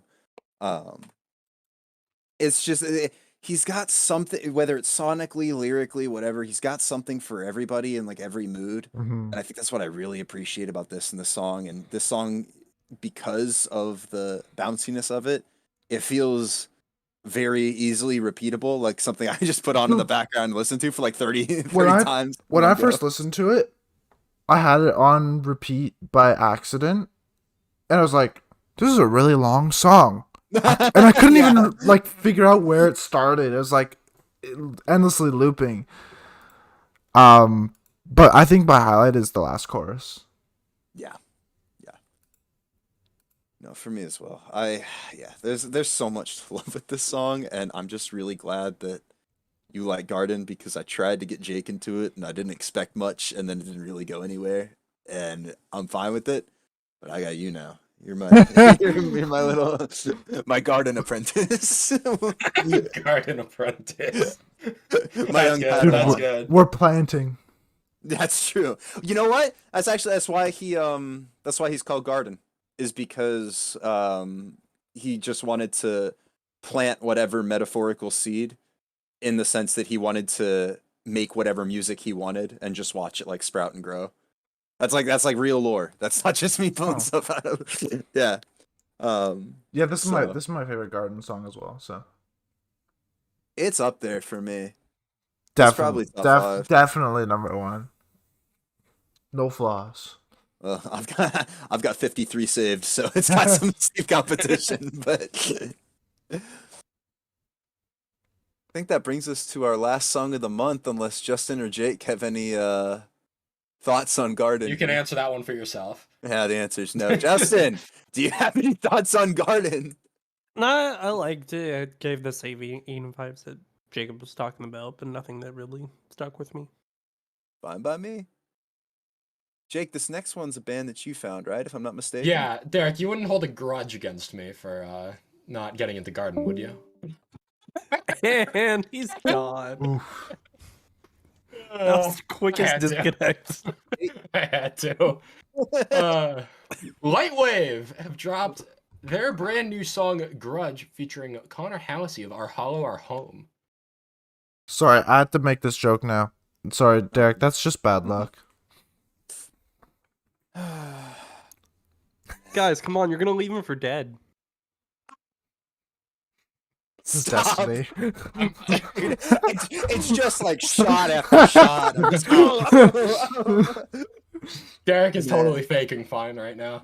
dude, You need to keep your head up, bro. You need to keep your head up. Guys, stop! He's crashing. Guys, stop. Stop. All right.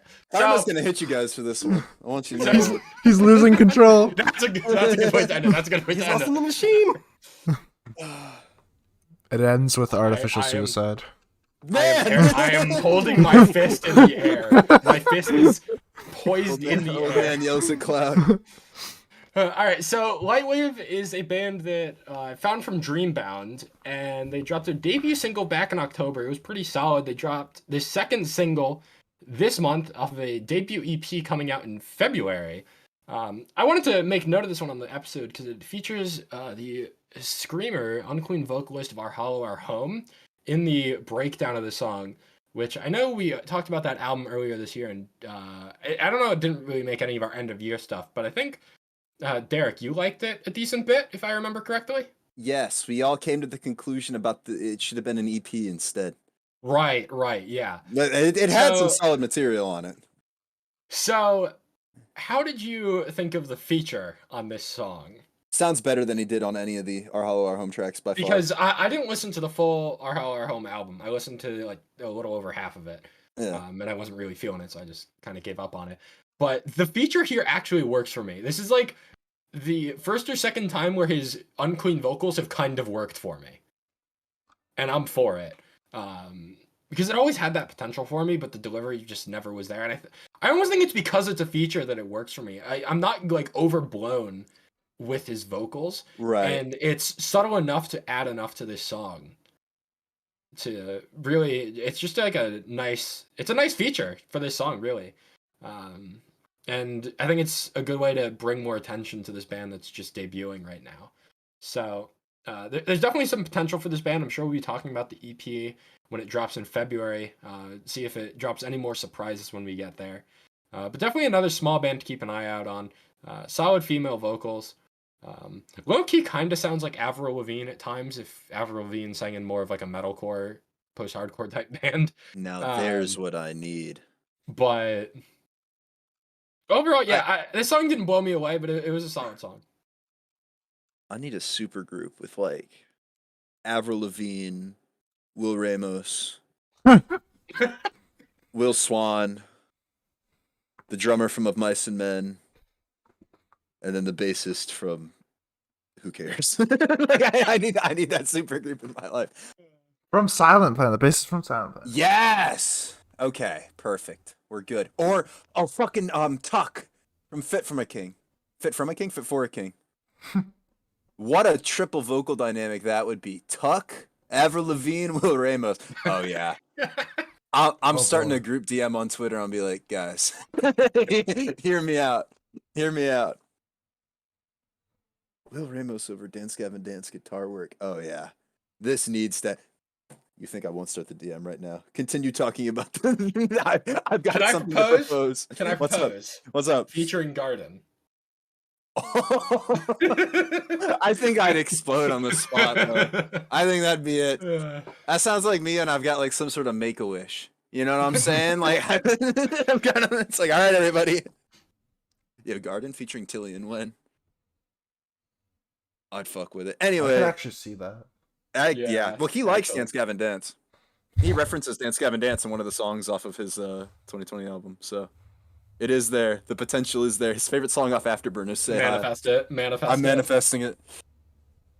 But anyway, before we go on to EPs, I actually really like the Slight Wave song. I almost wish that Connor would become a full-time member of the band because I think that the feature is just that good. Again, like you said, I think with the Our Hollow Our Home album, what it risks is that you get a lot of the unclean delivery at once over the course of 10 tracks, but when you just get it isolated here, especially contrasted with her vocals, it's pretty good. It's pretty good. Actually one of my retroactively one of my favorite features of the year, I would say. I think it works really, really well. I believe that will take us into our EPs and albums for the month of December, and we have surprisingly a fair bit to talk about this month. We got 3 small bands dropping new EPs, one more notable name dropping an EP. We got 2 albums to talk about a little bit more. Let's get started with the debut EP from Howl Like Wolves entitled The Crown. Now, this is a small little band out of Germany, and popped up into my YouTube recommended a bit ago, and I was like, this has some potential. I believe it was the song Save Me, which I first heard. And I gave this EP a listen, and it's nothing groundbreaking, but it's just 4 really solid tracks. Like, I've listened to this thing front to back a handful of times, and it's like, I'm never not enjoying myself. I'm not, like, in the same way that, like, I'd throw some EPs from 2021 just on repeat, and I'd be singing along to every moment. Like, I don't want to classify this EP as just, like, good background noise, because there's a lot more value to it than that. But I would listen to this as, like, almost just, like, a background noise, and, like, I'd never be complaining when I listen to it, you know? It's just really quality, especially for a debut EP. I also noticed that this band has a connection to Our Promise, which, if you listen to our awards episodes, would know was my number 2 EP of the year. So for them to have a connection to Our Promise definitely inspires confidence from me. So yeah, overall, I was really satisfied with this. Nothing groundbreaking, just another small band that I want to keep my eye on and see where they grow, because I think they have a lot of potential.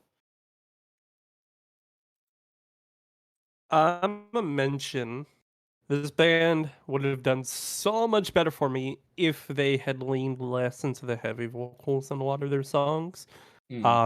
Save Me is my favorite of the EP. It's not even close. I would agree, yeah. And the chorus is amazing. Yeah, it's a really catchy chorus. I feel like if they had done more of the chorus, just make the entire song the chorus, literally, I feel like it would have like propelled for me and done so much better. Hell, I probably would have made my top 10 EPs last year, but or this year, because recaps 2021, are weird. Yeah. December is the Enigma month Yeah, it's very weird. for new music.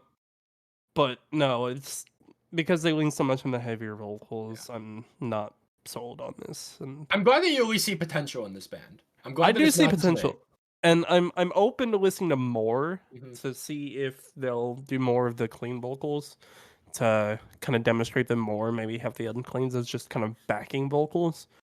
There's a band that I really wanted to cheat and have us talk about today, or this month, but we'll have to talk about next month because they really released a song on New Year's Day. Hate. Yeah. That I feel like did that perfectly. This band, I feel like they need to kind of lean more into the clean vocals, but it's still solid. You got to keep in mind, this is another debut EP, and for a debut EP, this is a really solid foundation to start from, I think. Yeah, this is their first full song. So Yep. Derek, Jacob, you have any quick thoughts on this one? I will echo the fact that they have promise. I'm gonna treat them the same way I do our promise, where I want to see them evolve and grow. They can come back to me with like another album or like maybe like 2 more EPs from now. I want to see how they sound then. I'm curious. They have my interest peaked. I didn't get to this one. Fair enough. So then let's get to the one big notable EP drop of the month that came the fuck out of nowhere. Yeah. The Amity Affliction. Literally right after we recorded our EPs episode. The Amity Affliction and their new EP, Somewhere Beyond the Blue, which is only 3 tracks, and I could have sworn that we had talked about Death Is All Around as a single, and we would have talked about it, the one new song, or was it Give Up the Ghost? I don't know. Whatever. We talked about Like Love. They released a second single, and the third single completes the EP. I could have sworn we talked about the second one, but apparently we never did, so let's talk about the EP as a whole. How are you guys, Derek and Jacob specifically, how are you guys feeling on this? Because I think you guys are more so into the band than myself and Justin. This is the best that Amity has ever sounded. Jacob, your thoughts on that statement? I think I will agree, but a lot of this sounds too similar to me, and honestly, I think I've actually outgrown this band and this sound. Like it just doesn't interest me anymore. Like I used to be like a huge fan of like Let the Ocean Take Me and whatever album was after that. This Could Be Heartbreak, I think. Yeah.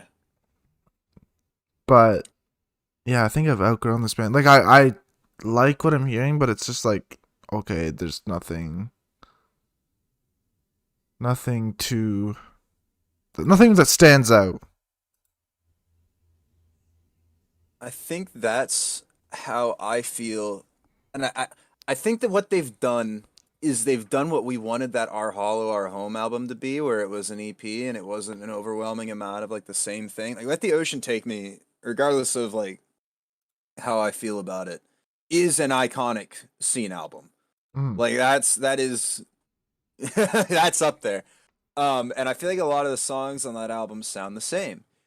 And then you get something like an Everyone Loves You Once You Leave Them, which barely missed my top 10 for 2020. I almost said last year.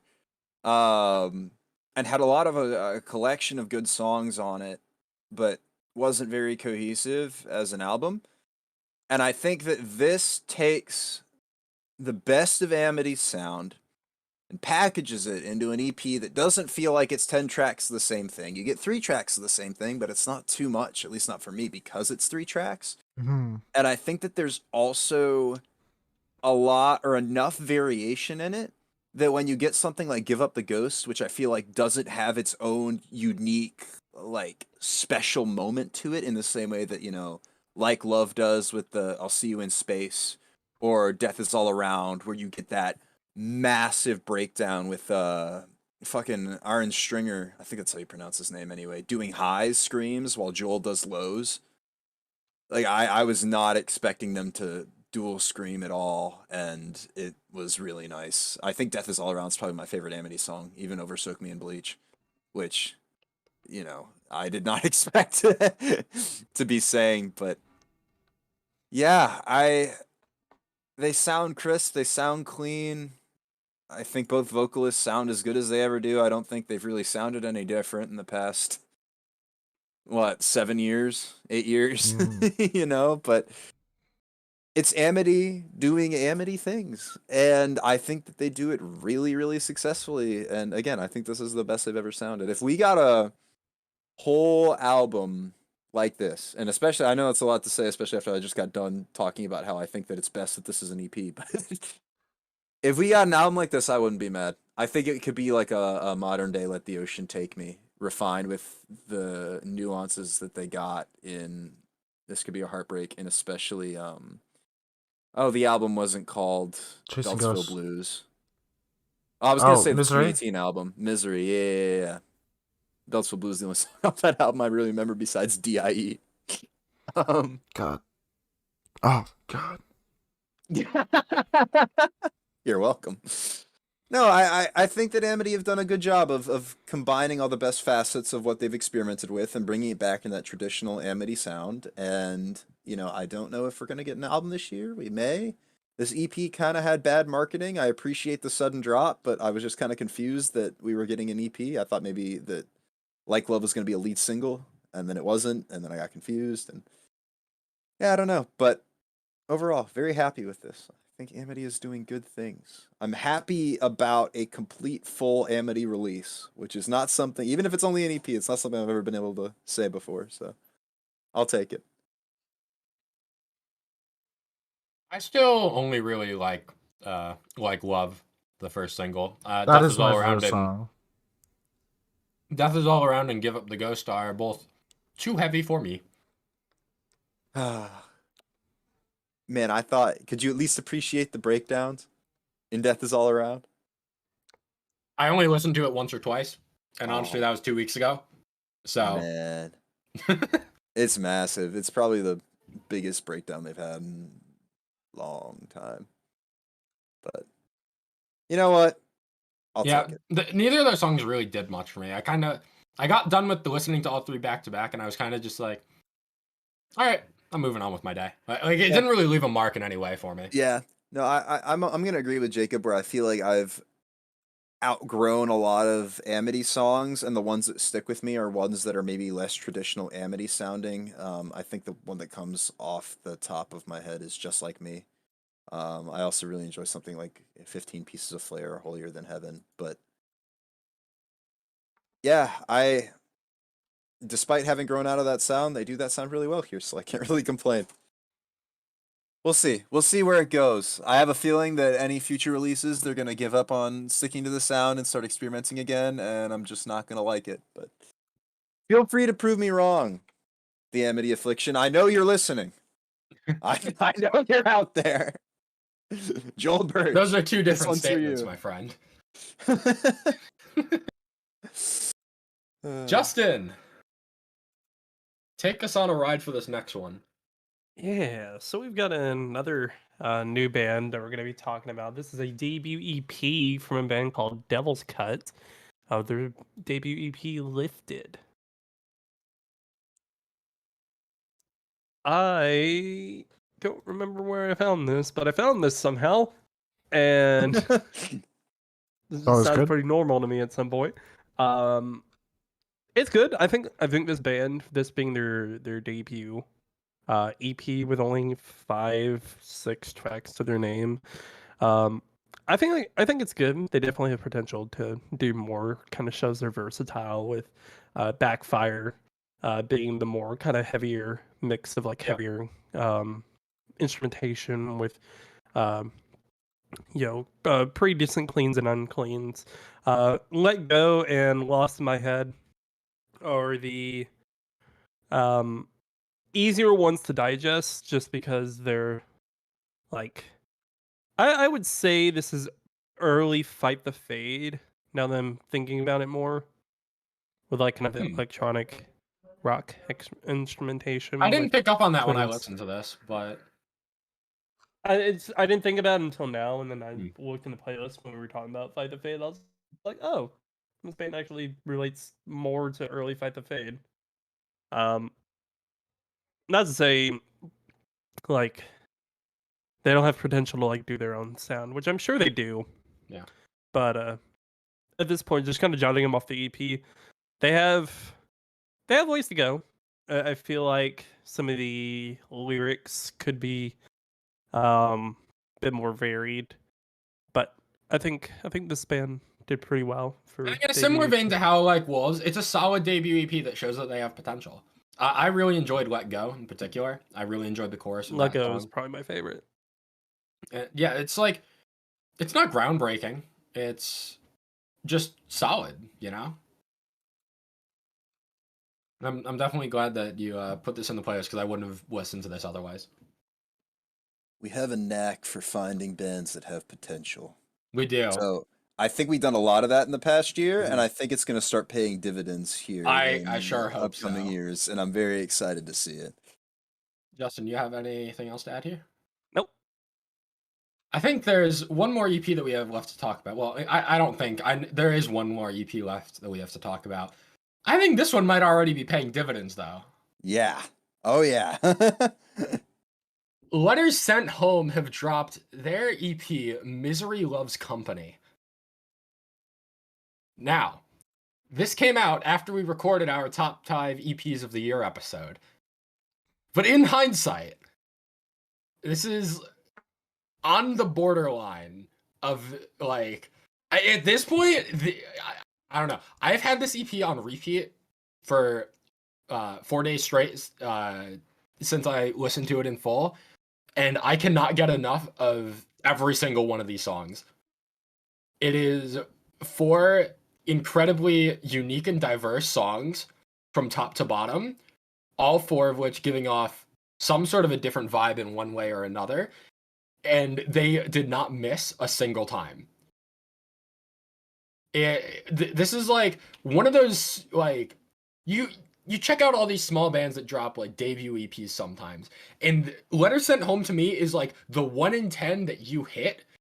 Like it's the 1 in 10 that like hits harder than the rest. Like the others, they're all good, they have potential. Letter Sent Home are you hit on them and they have reached that potential when you discover them of this small size, you know. This is absolutely incredible. From like within the first hour of having this on repeat, I was ready to throw it in my top 10 EPs of 2021. And with 4 days of having this EP on repeat, I would, God, I don't know if I can force it into my top 5, but it is like contesting for like that 6 or 7 spot for me. This is incredible. Derek, I'll let you take it away since I know you really enjoyed this as well when I forced you to listen to it. Dude, it's Concrete Castles with an edge to it, man. That's a great way to put it, dude. That's a fantastic way to put it. Concrete Castles with an edge. And that totally explains why both of us love it so much. Yeah, you know? exactly, right? Oh man, I was not expecting the guitar tone that I got on here at all, and then I got it, and I was like, "All right, we chugging, we're chugging Yeah. now." Misery Loves Company and We're Not Gonna Die. Like, Yeah. they're not metalcore songs, but they're like, God, how do I say it? Well, I think they are. I think that they could classify. I don't know what else you would classify it as. Yeah.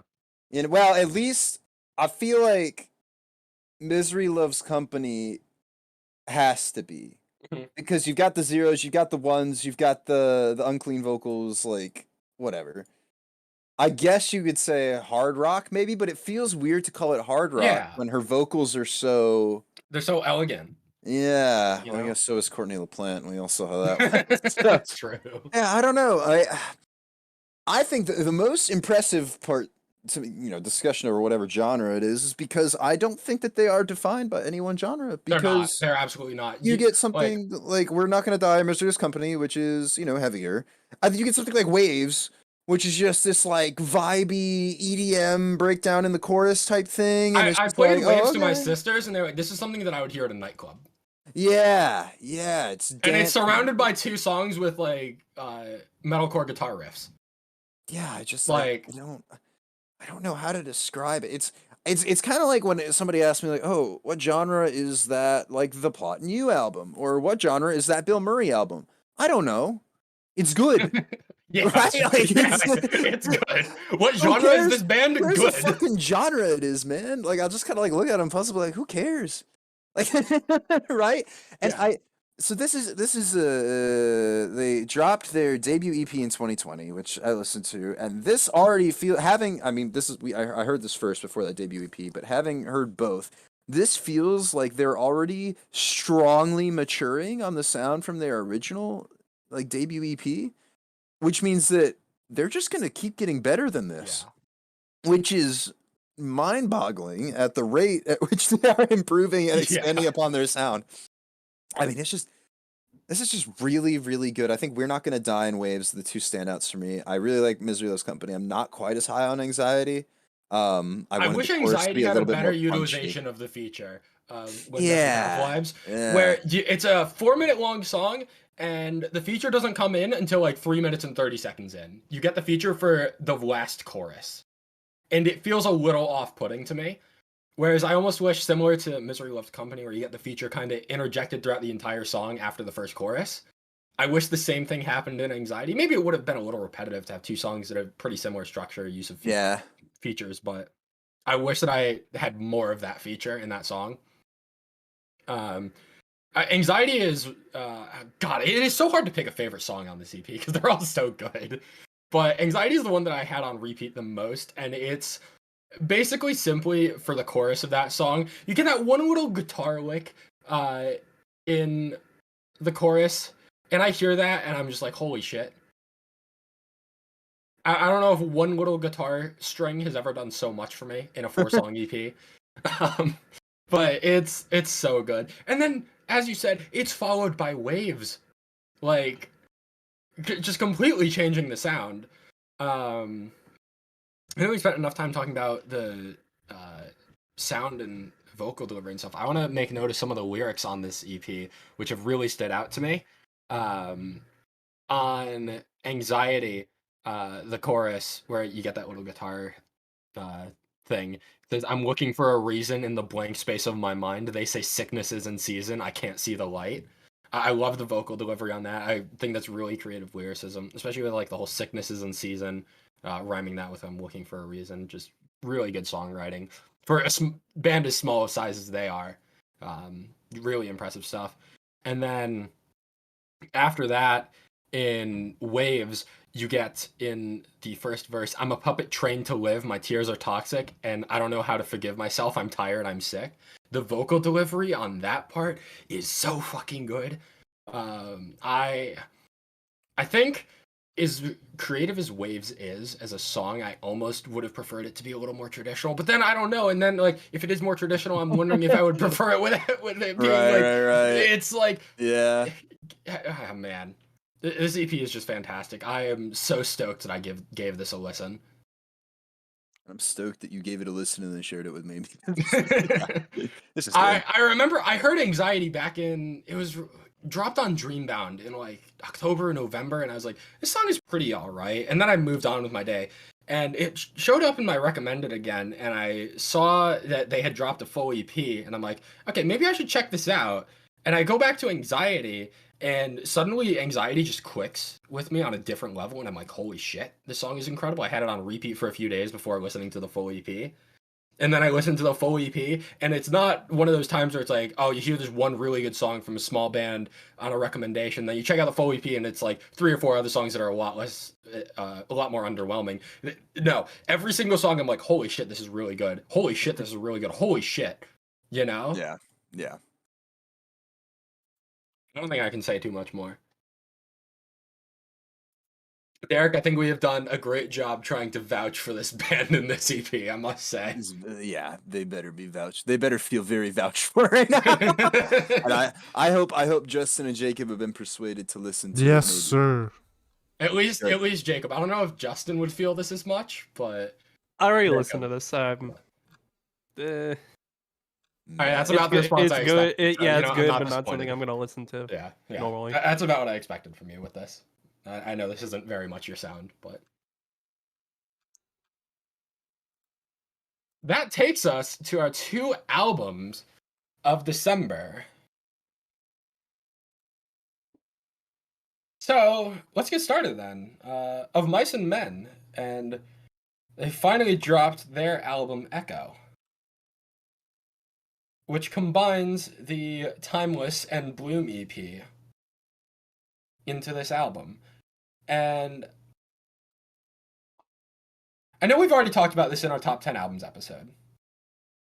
Spoilers. But yeah, I'm not going to say where, but it did Sure. make it on at least one list there. Now that It we've was had a my little bit number more 9 album of the year. now that we've had a little bit more time to digest this album, so to say, has anything changed in the past few weeks since recording that last episode for you guys? It feels a little odd to say it as somebody whose list it made. I have not listened to this album since we recorded those episodes. I feel I don't like think that's I've a- listened. With all our, no, you get so tired to listen to them all to prepare for that episode, and then Yeah, I Like I think said the with only Garden. There's a little bit of burnout to it. like Yeah. like I said with the garden, that's why I was like branching out. So yeah, I spent a lot of time listening to like pop punk actually over the past couple of weeks for no good reason. And my album of the year, actually, I listened to my album of the year a lot recently. Go watch, find out what it is. I still think that this is just as solid. I remember coming off the end of my 2019 and even 2020 lists, even just a couple of weeks after we did it, I was like, yeah, I'd have changed this. I'd have made this difference to my list. Maybe swap an album here and there, move it up, and I'm still feeling very solid about where I put this and about how I feel about the album. And I think it's just a testament to how solid the material on here is.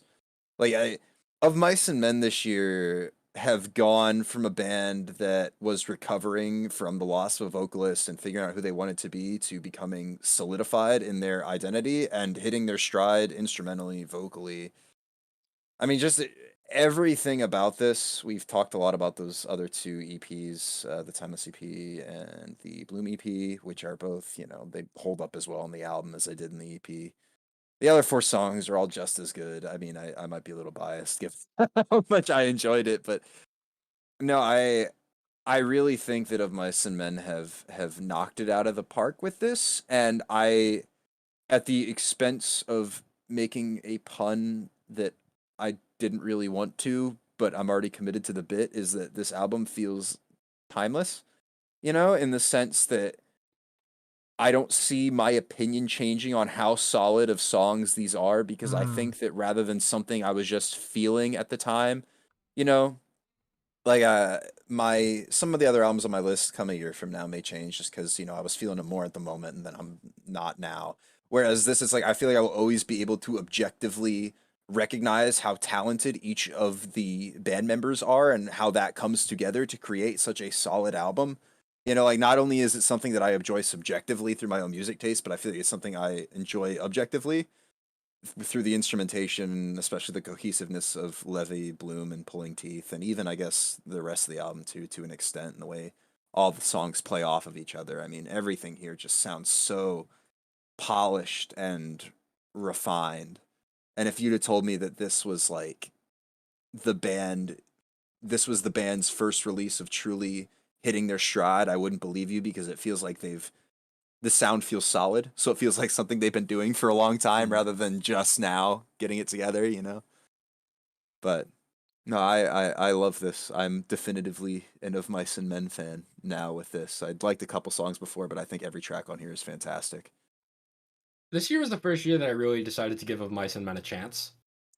Every time you guys had teased them to me before, I really wasn't feeling it. And I think that kind of persists. As much as I enjoyed this album, outside of Obsolete and Pulling Teeth, I don't think I've listened to any other song on this album like more than 5 or 10 Ooh. times. It's like Pulling Teeth and Obsolete are two absolute standout, fantastic metalcore songs. And I listen to the rest of the album and I'm like, damn, this is a really good album. And then I never listen to it again. Mm. And I feel like there's a connection between that and why it took so long for me to really get into this band. Every time you guys teased them for me in the past, it just wasn't clicking with me. And it's not that it's bad. I really can't explain it. It's just Pulling Teeth and Obsolete do something for me that every other song on this album doesn't. I will give an honorable mention to Echo for. I've said it in the past with the other PEPs that they were consistently hitting 1 out of 3. If I had to pick one out of the last 3, it is Echo being the hit. But still, a song that I haven't spent really that much time with. After the first week of it being out, I went back to it like once or twice. That's about it. I think what's cool about this album is you can like break it into segments and listen however you want. Yeah. Like personally, the way I would order this album is the Bloom EP, then the Timeless EP, and then the Echo. I guess I'm gonna call it the Echo EP, even though it's not really an EP. Yeah. But the last 3 songs, oh sorry, no, I would do Bloom, then Echo, then Timeless. That's what I would do, because I just like Anchor as a closer, and I think Anchor is the best song on this, and it took me a while to realize that, basically. Yeah.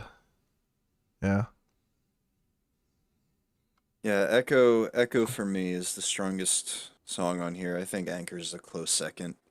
I'm a really big fan of the Helplessly Hoping cover too. Maybe not necessarily as like an individual track, but just as a closer. I also think that reordering the album, it would work well as an interlude. So I agree with you. I think actually having that No. Rain open the album, I think would also be pretty cool with Levy. So having the Bloom EP first, I hadn't really explored that idea. I'd have to go listen to it. I'm gonna say no for the Helplessly Hoping interlude. You think it's better as a closer than as an interlude? Honestly, I would scrap it altogether. Oh, okay. No, that's fine. I'm not hurt at all. No. That's my pride, Al. Yeah. Al. I actually never listened to that song until after the top 10 albums episode. And finally got around to listen to it, and probably one of my favorites on the album. It's done really well. I really enjoyed it, but all that to say that Of Mice and Men put out a damn good album here. I'm more than happy with this. I think that even if there's not a whole album to love for, me, there's at least individual singles or songs here that I feel like are very enjoyable. Something more accessible, maybe like a Fighting Gravity or Heavier with Mosaic or literally anything off the Bloom EP. Yeah. No, damn Piece good by album. piece by piece. Yes, sir. Absolutely.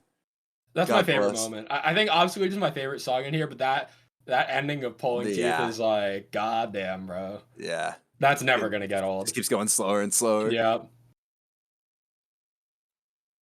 Go check out this album if you haven't already. Top 10 album of 2021 for me. And check out our top 10 albums episode for more. Facts. Speaking of another top 10 album of 2021 for some people, Siamese have dropped their new album, Home. It was for some people. It was not for me people. It was a top 40 album of 2021 for me, but still a good album. I listened to this album for the first time. I got 45 seconds into this album. 45 seconds into Heights Above. And you busted I knew. No. Oh, okay. I thought he said minutes. I was really confused. I knew from 45 seconds into Heights Above, after I hear that, what are we fighting for? And hearing that riff, that I was about to listen to a top 10 album of 2021. And boy, did they deliver on that promise. even knowing half of the album is singles, I was still just blown away from the entire album experience. Um, it helps that some of the songs are quite old. I mean, Home and Can't Force the Love were over a year old at this point. Um, and then the other singles like Enough Ain't Enough and Rather Be Lonely were much earlier in the year.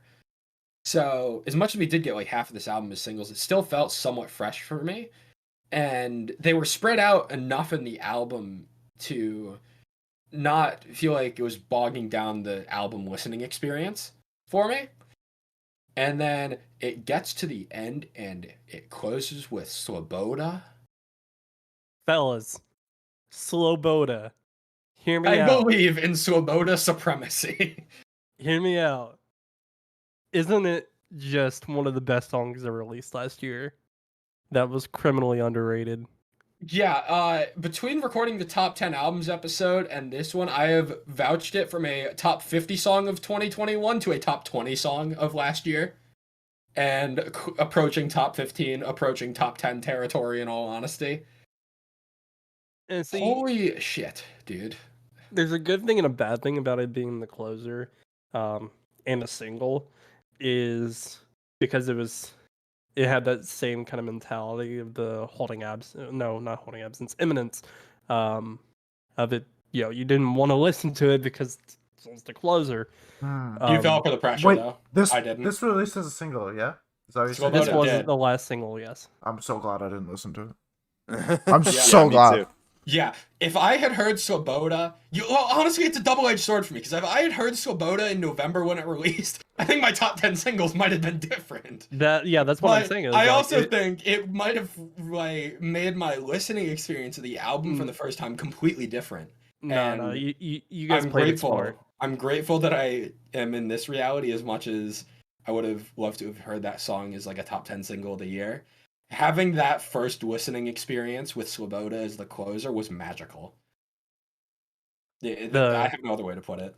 The music video as well, with just the drone shots Oh, yeah. and the atmosphere for it is fantastic. It caps off the album in such a nice note. I mean, the album is named Home for a reason. Then Sloboda closer, Sloboda means freedom. So the chorus goes like, "Freedom, my son," I think is what the translation comes out to. It is having- freedom, my son. And having that as the closer on an album named Home just feels very fitting, you know? Ending an album entitled around like your home, where you live, your identity in a way, what you associate yourself with, and ending with that idea of freedom just is really powerful. On top of how fucking powerful that song is on its own, just the ambience and cinematic, just everything that goes into Sloboda, it's a masterpiece of a song. At this point, I can confidently say my second favorite closer of 2021, only behind Lullaby from that Against the Current EP. Now this really begs the question of where this was produced at.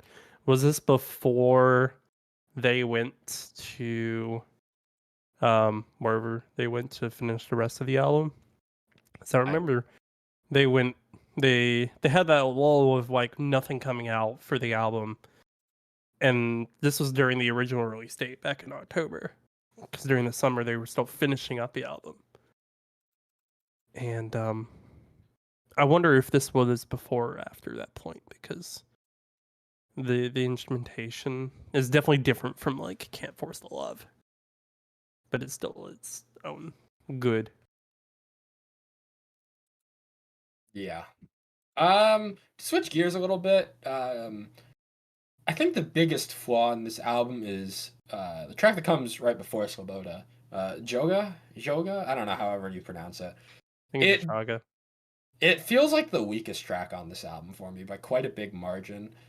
It compared to all the other non-singles, which all have very memorable moments, like the chorus of "Past the End" and "Erase My Mind," the build-up of "Honest," "Heights Above," and being just a fantastic opener.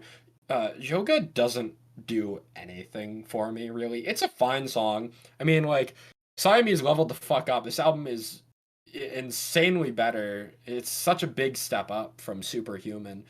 But even still, Joga feels very underwhelming to me. The chorus doesn't really hit all too hard. I think I would enjoy this album more if it just went from past the end into Swoboda, to be honest. I think you could remove Joga from this album and my experience wouldn't change very much. I'm gonna go against that and say that without Joga, you get kind of a more similar experience. I think Joga needed to be on the album to give a different, type of feeling that this band could put out. And it's good to know that they can put out very slow, very atmospheric songs. Well, I think that's what like they did with Joga. Honest earlier in the album. I think Yeah, but I like this better than Honest. I like Honest better than Joga, so you're wrong, and I'm wrong. Yeah, and we're both probably. right. I wonder which two people here had this in their top 10 albums of the year, guys. Great question. I think the last thing that I'll mention here, I mentioned it in the top 10 album episode when it got brought up, but you know that you have an amazing album when you have a Rory Rodriguez feature and it's a bottom 3 song on the album. Like that is a Rory Rodriguez is an elite feature that you can get, and it's a fine feature. Like there's nothing wrong with the feature. I think that more so just says how much I believe in and appreciate everything else on this album. When even Rory Rodriguez can't carry a song beyond the bottom 3 of this album for me.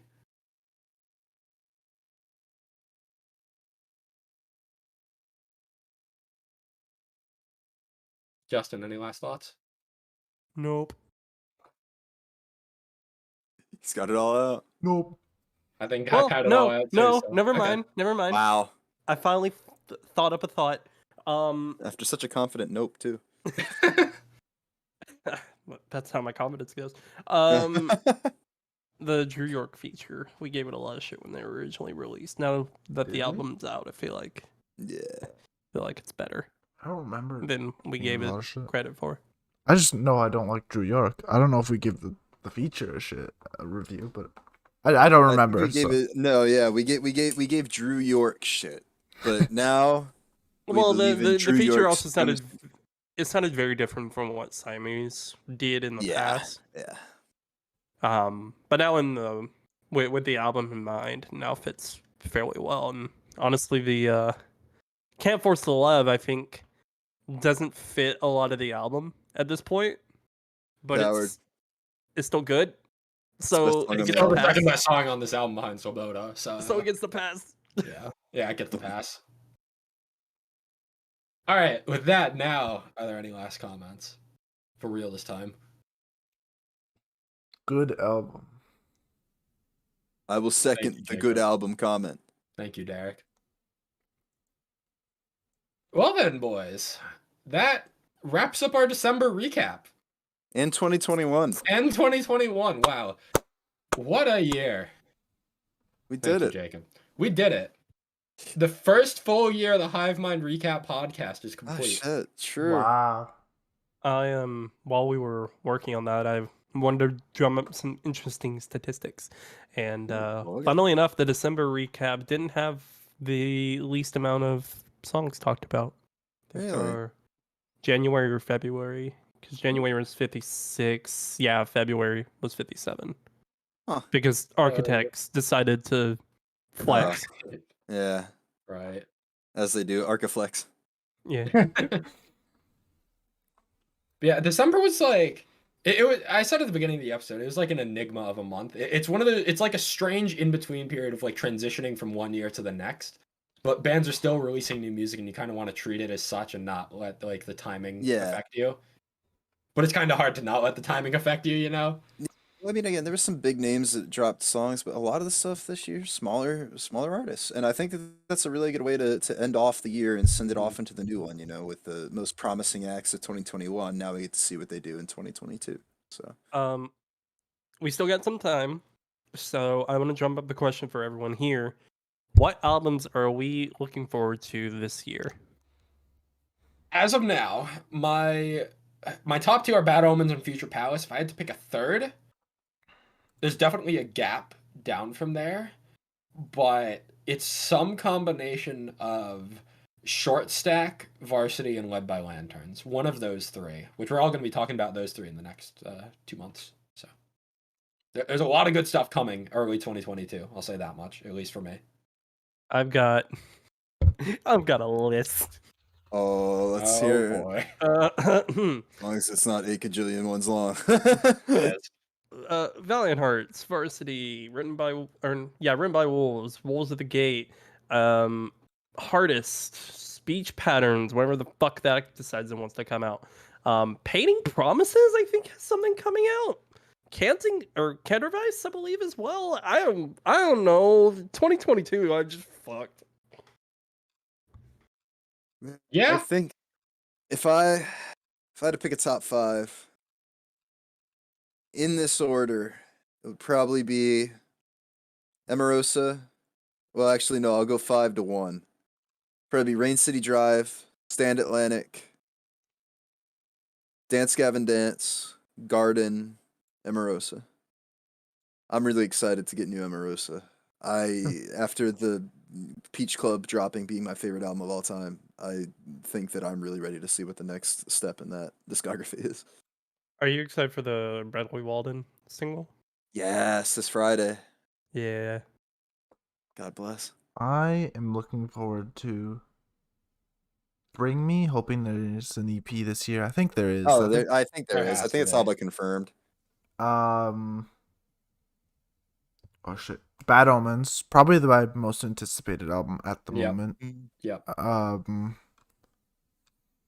don't know what else. There's like, I know like The Word Alive, Fit for a King, Just Dayseeker. Dayseeker too. Mm. There's another one that said they were in the studio that I can't think of at the moment. Some sleeper picks, Until I Wake and Conquer Divide. Oh fuck. Oh, I just went Derek in shambles, dude. I'm kicking Rain City Drive off the list. I think Oh, Until I Wake no. needs to get Bro. on there. Until I Wake. I need that Until I Wake album, bro. That's Sleeper AO2I. Cutting It Close ain't sticking with me, man. I need something more from Rain City Drive. I need 2 more singles to sell me. You only needed one to sell you on Until I Wake, huh? Yeah. Yeah. That would be the top eight. That's Maybe- really how it goes, man. Maybe some Polaris or Chelsea Grin. I don't know. Oh, The Ooh. Devil Wears Prada is the other one I was thinking of. Yes, that's out this summer. That's what I thought. Chelsea Grin's got an album coming this year. I'm pretty sure they were in the studio last year. There was some tweet like it, so maybe new Alpha Wolf. Hope to God there's Memphis no May new Fire? In Heart's Wake. Oh yeah. Oh. Well, Paul- I'm at this point I'm like Okay, fair enough. Paul Bartolome. Ooh, yes, That could be that's a their good album. one. That could be a good sleeper. Sleeper pick. Bless the Fall and Icy Stars. Did you see that Bless For the the Falls, third I year. think it was their singer and drummer or something, have a new project out? Yes, I heard about that. Yeah. Or I guess it's coming out January 10th, so we'll see. Letters Sent Home debut album ? That would be nice. Motionless I'd in like White. Yeah, sure. Against the current? We're just getting the second part of that EP, right? Maybe. But supposedly the 2 EPs combined into an album, so like Oh fuck. Is that cheating at that point? Do we it might be. It across might be. years? We'll see. might We'll see. We'll make that determination based on whether or not we need more space on our album of the year list at the end of the year. Lots of good stuff to look forward to as we head into 2022. We'll be recapping it all at the end of every month, so be sure to follow us on social media at Hivemind Radio _ on Instagram and Twitter. Subscribe to our YouTube channel. Follow us on Spotify. Lots of good stuff to look forward to, and we'll be there to discuss it all as it drops throughout the year. So thank you for listening. I hope you enjoyed. Justin, Derek, Jacob, any last comments before we wrap it up? Shout outs to the listeners. Thank you guys so much. Seriously. For real. Yes, thank you. Happy New Year. So close to Happy like New Year, year yeah. 2 of Hivemind, and Yeah. it's fucking wild the plans we've got. I think we leave it at that. Absolutely. Big things coming for the Hive Mind. Once again, thank you for listening. Have a good one. Happy New Year. Hooray! Bye bye. Good work, fellas.